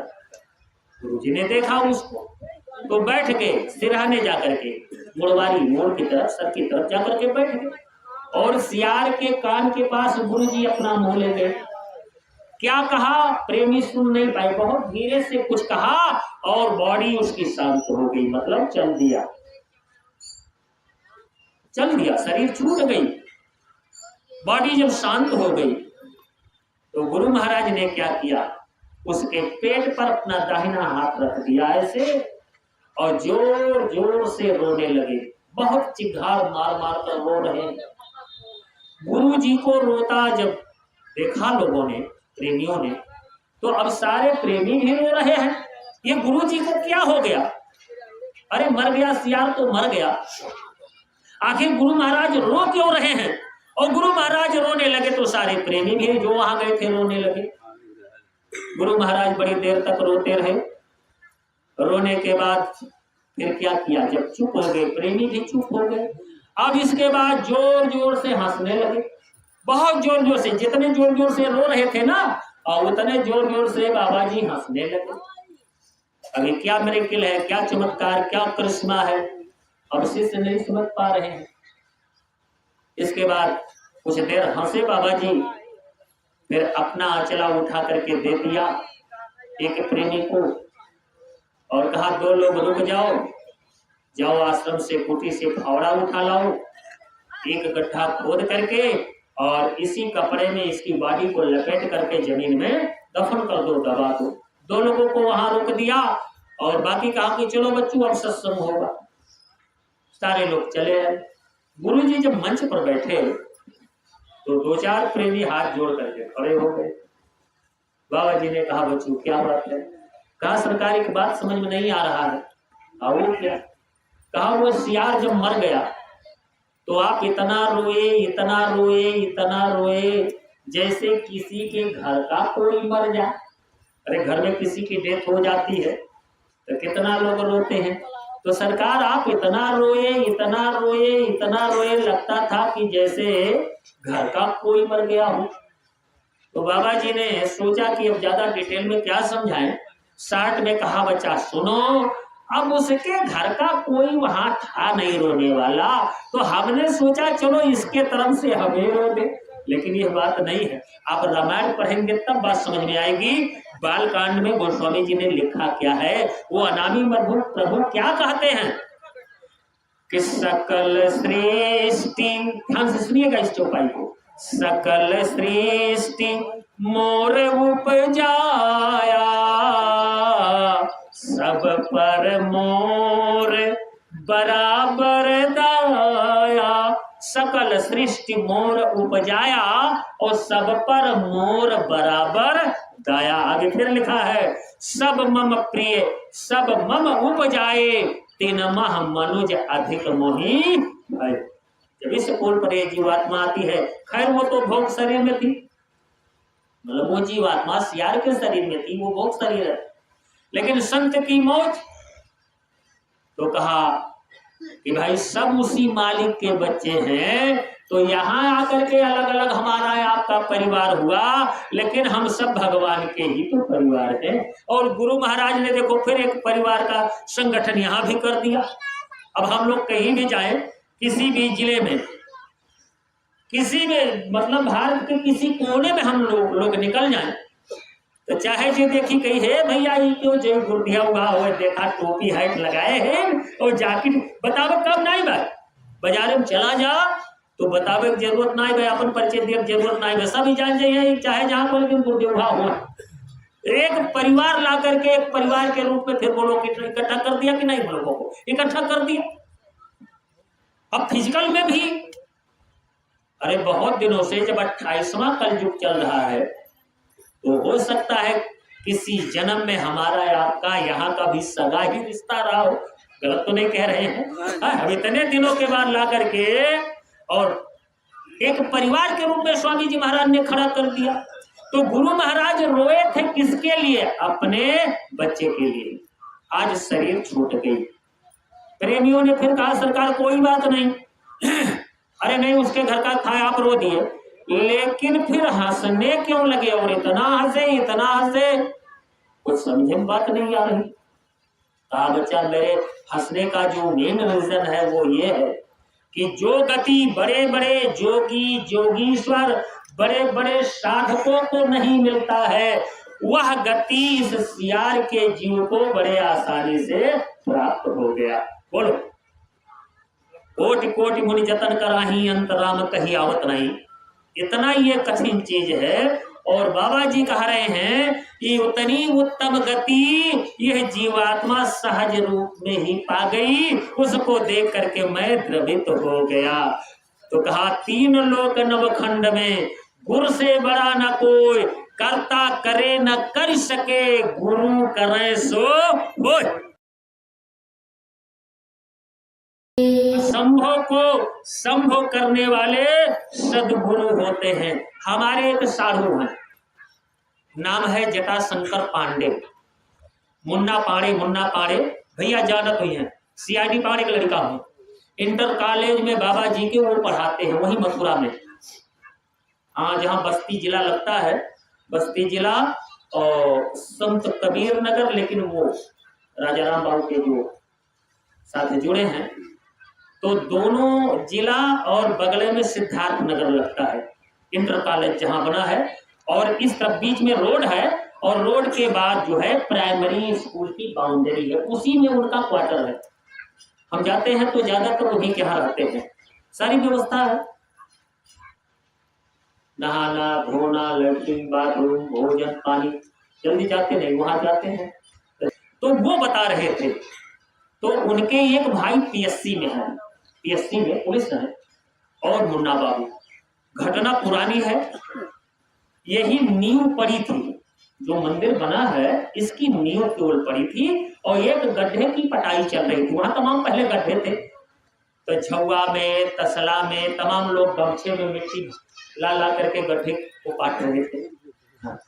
तो CID पाड़े भी उसी में वो जो है इंस्पेक्टर थे और बड़ी बड़ी मौछ थी, गलबच्छा रखाए थे और टाट बोरा पहनते थे, ऑफिस में जाते थे फिर भी बोरा ही पहन करके, भैया जानते हैं देखे होंगे।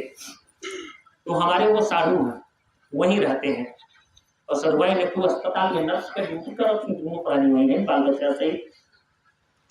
तो एक दिन ऐसा हुआ कि बच्चे भी वहीं टहल रहे थे, यानी जटाशंकर बाबू और PSC दोनों लोग। अब वहीं से डाकू पकड़ ले गए उनको, दोनों लोगों को डाकू अब लेकर के चले गए दोनों लोगों को जंगल में।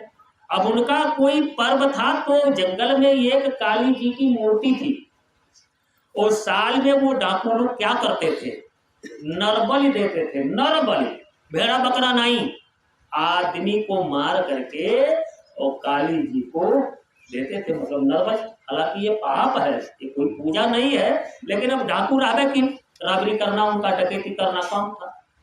तो दोनों भाई गए, मुन्नो बाबू गए और पीएसयू को पकड़ ले गए, हत्तर दोनों जने रहे।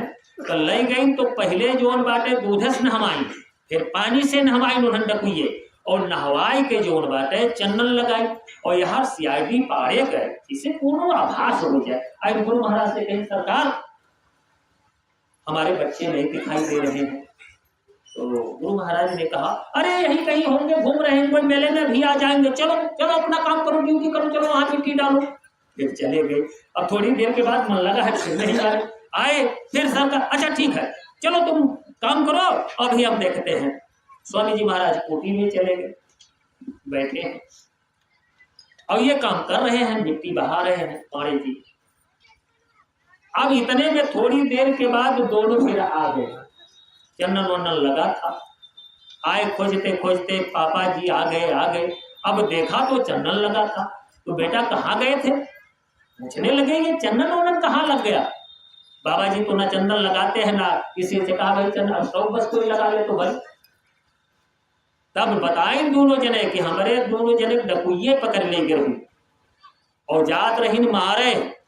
यह गुरु महाराज गईन कहीन की अभी सर्वनाश तुम लोगों का हो जाएगा, इस बच्चे को जहां से पकड़ करके लाए हो वहीं ले जा करके छोड़ दो।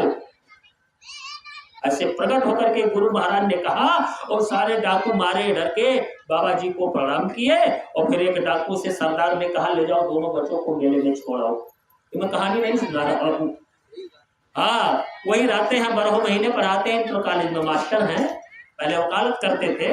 तो बाबा जी ने बुला लिया तो वहीं रहते हैं। एक भाई उनके आगरा में थे, जलकल विभाग में, वो रिटायर होकर के घर आ गए हैं। तो ये कोई ऐसी कहानी नहीं है, कोई ऐसा दृष्टांत नहीं है, ये सामने की बात है। संत बड़े दयालु होते हैं, किस जीव पर कहाँ किस प्रकार की ये दया कर दे कोई जानता नहीं है। तो जितने इनसे प्रेम करोगे उतने लाभ में रहोगे, उतने लाभ में रहोगे। गुरु से प्रेम करना चाहिए। गुरु चाहे तो एक क्षण में, भले आपका कुछ नहीं बन रहा है, ना साधन बन रहा है, ना भजन बन रहा है, नहीं भक्ति कर पा रहे हो, लेकिन एक चीज करना पड़ेगा इसके पहले, गुरु से प्रेम करना पड़ेगा और अपने अंदर कुछ जो है कन्वर्टेशन करना पड़ेगा, बदलाव लाना पड़ेगा। Be kind and be polite, नम्र बनो और दयालु बनो, नम्रता लानी पड़ेगी, कठोरता को त्याग दो। कठोर बनना अच्छी बात नहीं है। देखो फिजिकल में थोड़ा आपको समझा दें, इसी मुख के अंदर जीभ भी है और इसी मुख के अंदर दांत भी होते हैं। ये बताओ जब हम लोगों का जन्म हुआ था तो जीभ पहले थी कि दांत?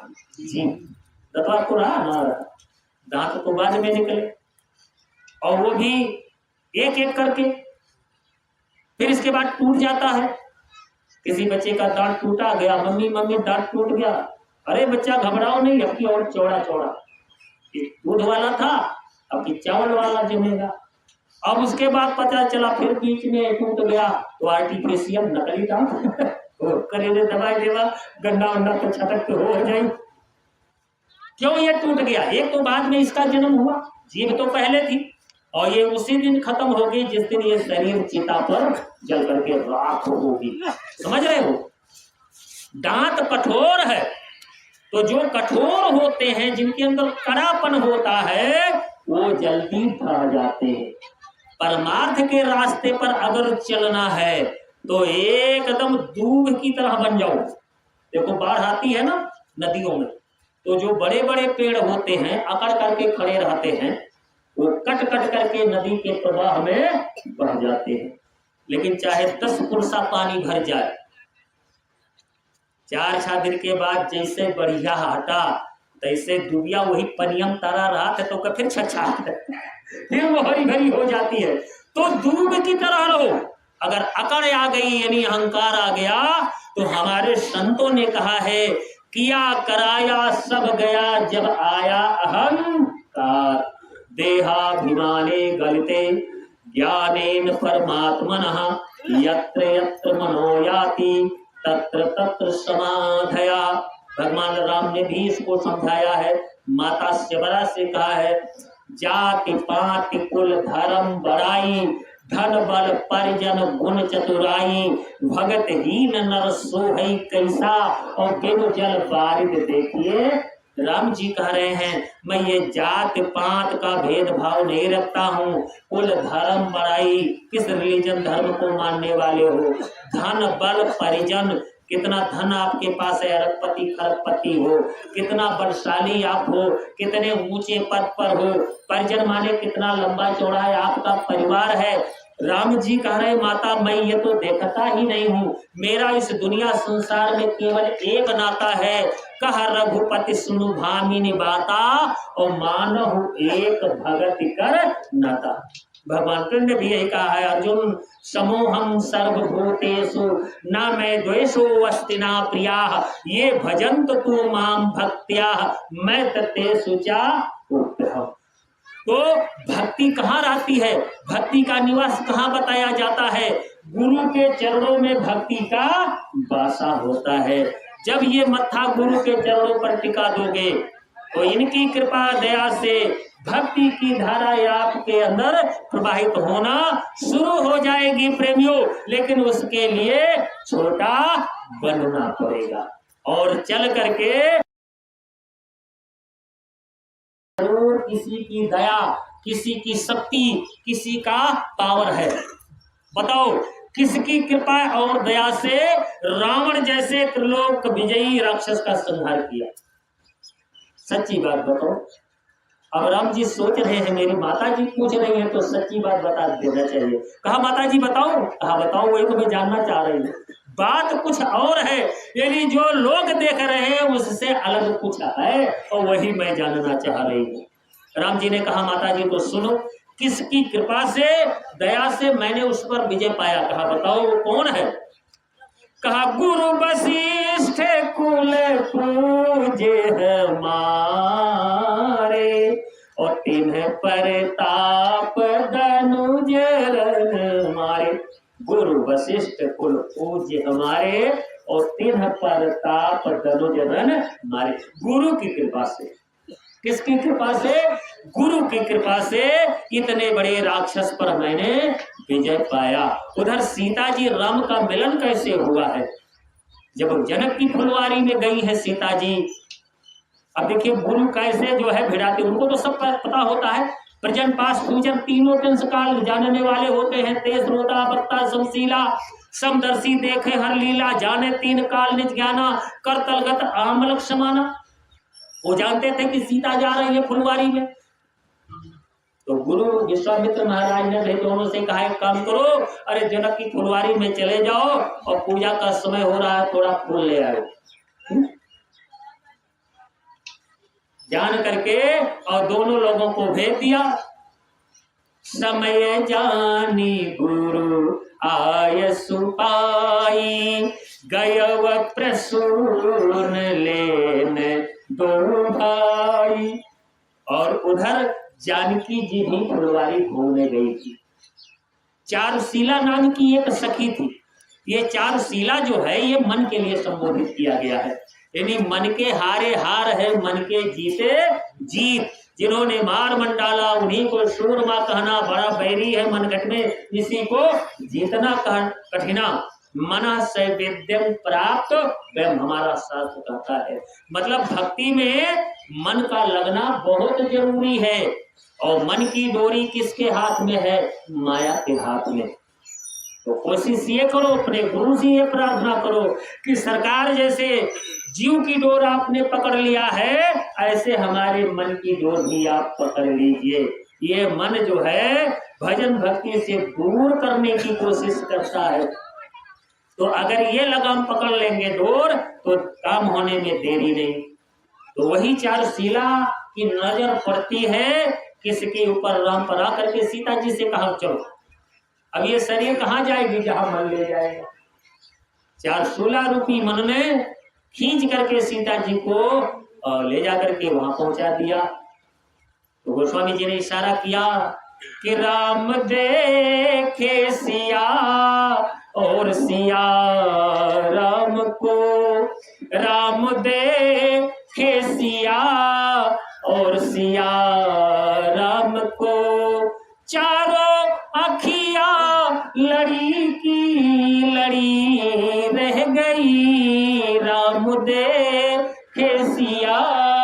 और सिया राम को। दोनों की आंखें जब मिली, अब दोनों के अंदर प्रेम हो गया। अब इधर आते हैं, देखिए इसमें भी, उधर तो सीता जी गौरी जी का पूजन कर रही हैं और गौरी जी ने आशीर्वाद दिया है, सुन सिया सत्य आशीष हमारी और पूज ही मन कामना तुम्हारी। मन जाहि, गोस्वामी जी लिख रहे हैं, मन जाहि राचो मिलहि सोवर, सहज सुंदर समरो, करुणा निधान सुजानशील, स्नेह राखत राहुरो।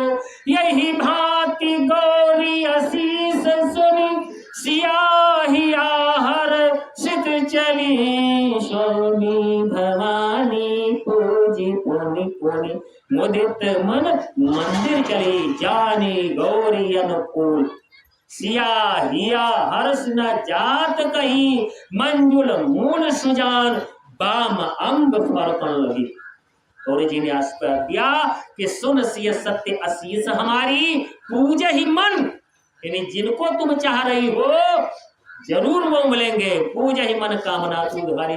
और इधर राम जी का भी मन, तो गुरु जी आशीर्वाद दे रहे हैं विश्वामित्र महाराज कि सुफल मनोरथ हो ही तुम्हारे, राम लखन सुनी भय सुखारे।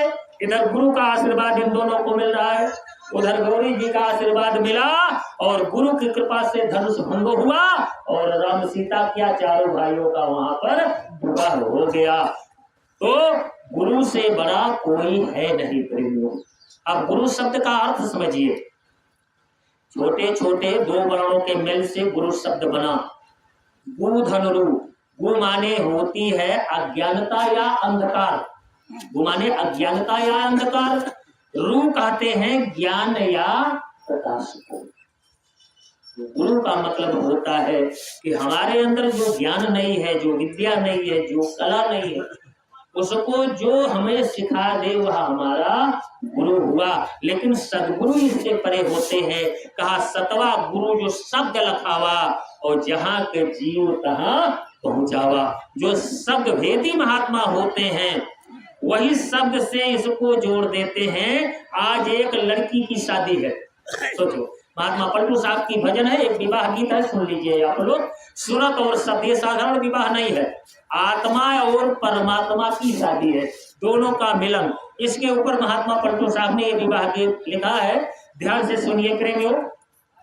कि बाबुल के आंगन मां चंदन के बीरौआ, अछना दीछन गहे डारे रे, तेहि तारा बबुल मोरे सुनवा संकल्प, हेरे लागे सुधर सोनार रे।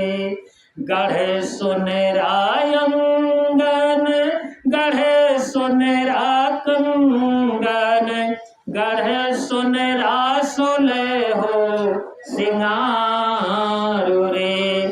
इतना पहिरी बेटी चौके जे बैठी, मोतिया बरन ढूरे आस। आज लड़की की शादी है, भौतिक और आध्यात्मिक दोनों ज्ञान देंगे। पहले फिजिकल में, भौतिक में समझिए। एक लड़की की शादी है, माता पिता उसको सजा करके विवाह मंडप में ला करके बैठा दिए। अब लड़की रो रही है, माता पिता की नजर पड़ी, आज तो मेरी बिटिया को खुश होना चाहिए, अरे भाई इसका विवाह हो रहा है, इसकी शादी हो रही है, अब ये रो क्यों रही है? तो ये सोच रहे हैं माता और पिता कि लगता है दान दहेज में कुछ कमी तो नहीं रह गई। अरे भाई ये भी चाह रही हो कि हमारे पिताजी और दान दहेज देते तो बड़ी अच्छी बात। या हो सकता है कि जिससे शादी हो रही है, विवाह, बर यानी दूल्हा ही ना पसंद आ रहा हो। तो प्रश्न कर रहे हैं माता पिता, अपनी लड़की से पूछ रहे हैं, बेटी इस खुशी के मौके पर तू क्यों रो रही है? तुझे तो खुश होना चाहिए और तू रो रही है? आखिर क्यों रो रही है? कि मोरी बेटी हो अन धन थोड़े।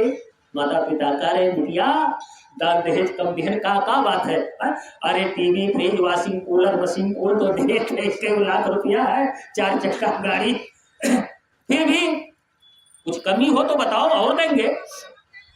कि मोरी बेटी हो अन धन थोरे, की रे रामैया बड़ा छोट, छोट बनाई पसंद है, छोट रे कौने गुनन बेटी चौके जे रोई, मोतिया बरन धोरे आंसुरे। बात क्या है, क्यों रो रही है तू?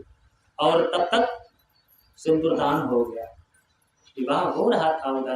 उधर के वर पक्ष के भी लोग आए, पंडित जी ने सुंदर दान करवा दिया, विवाह हो गया। प्रेमियों, अब वो लड़की जवाब दे रही है, रो तो रही है लेकिन जवाब क्या दे रही है? कि ना मोरे बाबुल हो अन धन थोरे, ना ही रामैया बड़ा छोट रे, आज की रहने बाबुल तोहरी नगरी, भोरही विदेशिया के साथ रे। हे माता, हे पिताजी, एक रात की मेहमान हो, ज्यादा नहीं। सुबह मैं ये घर छोड़ करके अपने घर चली जाऊंगी। उसको आभास हो गया ये मेरा घर नहीं, ये मेरा मायका है। अर्थात इस जीव का ये मृत्यु लोक पीहर है, मायका है, ये इसका असली घर नहीं है। जैसे वो लड़की कह रही है कि हे बाबूजी, हे पिताजी, हे माताजी, एक रात की मेहमान हूं और जैसे अभी सवेरा होगा ये घर छोड़ करके मुझे अवश्य ही जाना पड़ेगा। अब यहाँ माता पिता लालच दे रहे हैं, जैसे यहाँ माया से जो संबंधित चीज है, ये जो रिद्धियां हैं, सिद्धियां हैं, ये सब क्या है? ये माया से संबंधित है।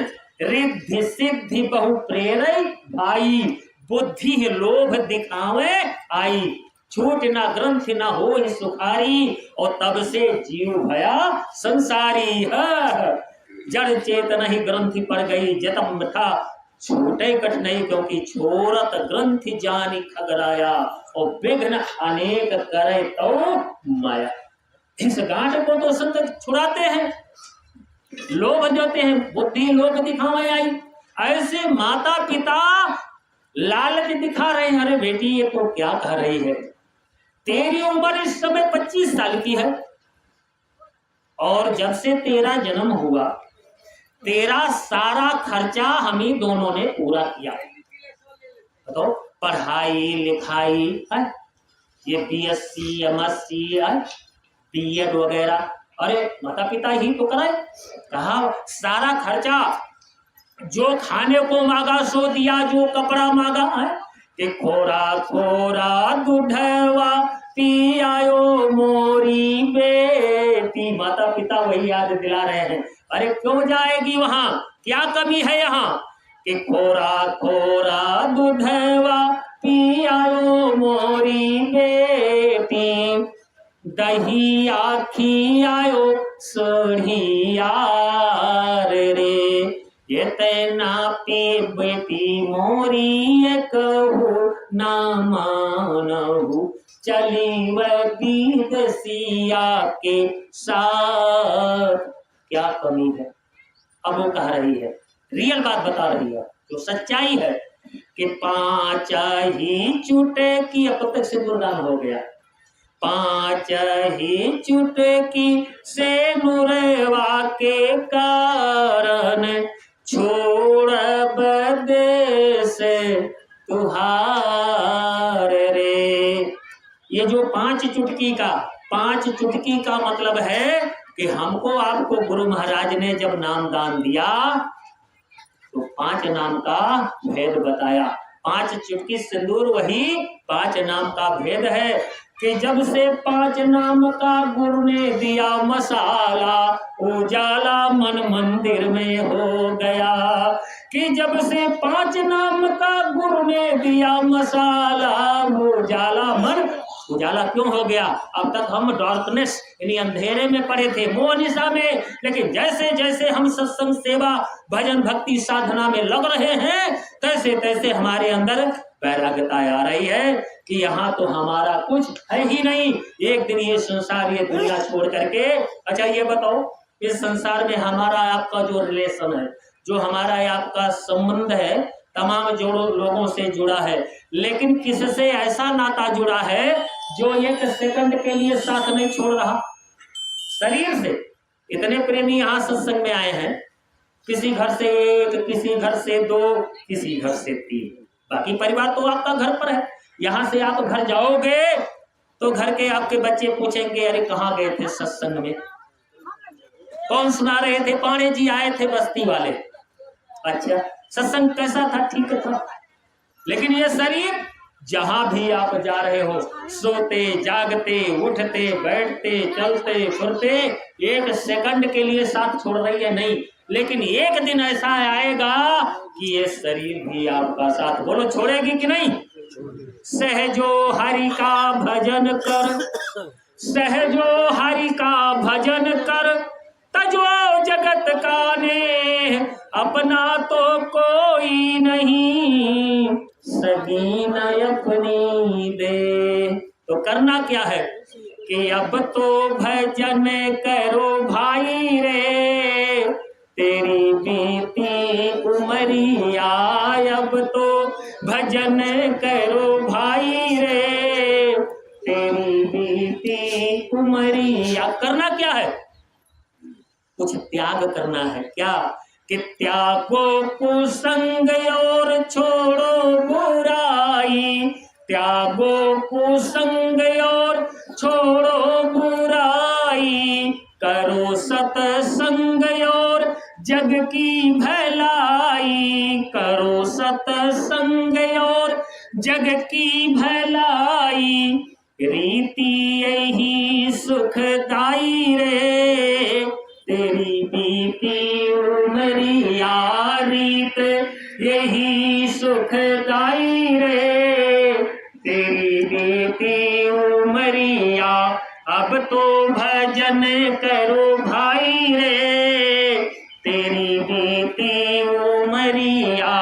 माया ने तुमको बहकाया, इसी मोह में माया आपको हद बोझ रही है। मोह सकल व्याधिन कर मूला, ते ते उर उपजहियत सूला। फिर आगे लिखा, हो ये विवेक मोह भ्रम भागा, उपजय रघुनाथ चरण अनुरागा। जब आपका विवेक जगेगा तब यह मोह और भ्रम जाएगा, इसके पहले नहीं।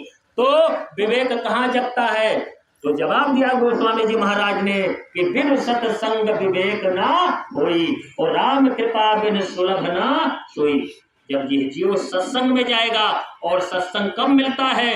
जब गुरु की, प्रभु परमात्मा की उस जीव के ऊपर कृपा और दया हो जाती है। प्रेमियों, कि माया ने तुमको बहकाया, सुंदरता का दास बनाया, अरे नाव भंवर में फंसाई रे, तेरी बीती उमरिया, नाव भंवर में फंसाई रे, तेरी बीती उमरिया, अब तो भजन करो भाई रे, तेरी बीती उमरिया। करना क्या है? पूरे बुलंदी के साथ, हौसले के साथ, चुस्ती और फुर्ती के साथ, कि सज धज तज भज नाम गुरु का। वह पूंजी संत देते हैं, भेद संत बताते हैं। जो भेद बताया, जो नाम की दौलत दिया, उस पूंजी के सहारे उस परमार्थ की दौलत की हमको आपको कमाई करना है। कि सज धज तज भज नाम गुरु का, सज धज तज भज नाम गुरु का, जब लग मन ठग तेरी डगर का, जब लग मन ठग ठग ना ले तेरी कमाई रे। अंत में यही तो करता है जो लोग इस दुनिया के पीछे पड़े हैं। अंत में काल कितना बड़ा ठगता है, कैसा धोखा देता है। अरे जिसको देख करके फूल करके कुप्पा हो रहे थे, चलते समय एक बालू का कण सुई के नख बराबर ना आज तक कोई ले जा पाया है और ना ले जा पाएगा। सब का सब एक झटके में, एक क्षण में छूट जाएगा। द्रव्याणि भूमौ पशवश्च गोष्ठी भार्या गिरिद्वारि जना संसारे देहश्चितायाम परलोक मार्गे कर्मानुगो गच्छति जीव का अकेले का सफर होगा। प्रेमियों, कोई जो है चाहे वो जड़ माया से संबंधित चीज हो चाहे चेतन माया से, न परिवार आपका साथ देगा, न ये कुछ मदद कर पाएंगे और न दौलत ही आपकी कुछ हिफाजत रक्षा कर पाएगी। अगर उस समय कोई मदद करेगा तो आपका सद्गुरु करेगा, न साथी कोई अंत में साथ देता। जो साथी में गुरु को बनाया ना होता, हमारे से लाखों पिटते ये खानों में, अरे मनुज रूप सदगुरु जो बनाया ना होता। इसलिए एक को साध लो, एक के साधे सब सधे। वो कौन है? सदगुरु है प्रेमियों। तो इशारा हो रहा है कि सज धज तज भज नाम गुरु का, जब लग मन ठग तेरी डगर का। ठग ना ले तेरी कमाई रे, तेरी बीती उमरिया अब तो भजन करो भाई रे। तेरी बीती उमरिया बोल न बोल किसी को तीखे, कड़वी वाणी या मिथ्या भाषण नहीं करना चाहिए, झूठ नहीं बोलना चाहिए। डोंट टेल ए लाई। अरे आधा झूठ द्वापर में युधिष्ठिर महाराज बोले थे, अस्वस्थामा मरो नरो वा कुंजरो, और सारे लोग तो गल गए। युधिष्ठिर महाराज इतने आसानी से नहीं गए हैं। उनके शरीर में आप पढ़ेंगे, शास्त्रों का अध्ययन करेंगे, पता चलेगा पूरे शरीर में कोढ़ हो गया था। एक एक अंग गल गल करके कट कट करके गिर गए, वही आधा। क्यों? और लोग क्यों चले गए? क्योंकि वो धर्मराज के अवतार थे, श्राप बस मृत्यु लोक में आए थे, और सब कुछ जानने के बाद भी इस दुनिया की दौलत के लिए आधा झूठ बोल दिया था। इसी का परिणाम हुआ। तो आज का मानो तो दिन रात उल्टे सीधा कर रहा है। ये तो गुरु की दया होगी, इनसे जुड़े रहो, प्रेम करते रहो, माफी कर देंगे और कोई माफ करने वाला नहीं है।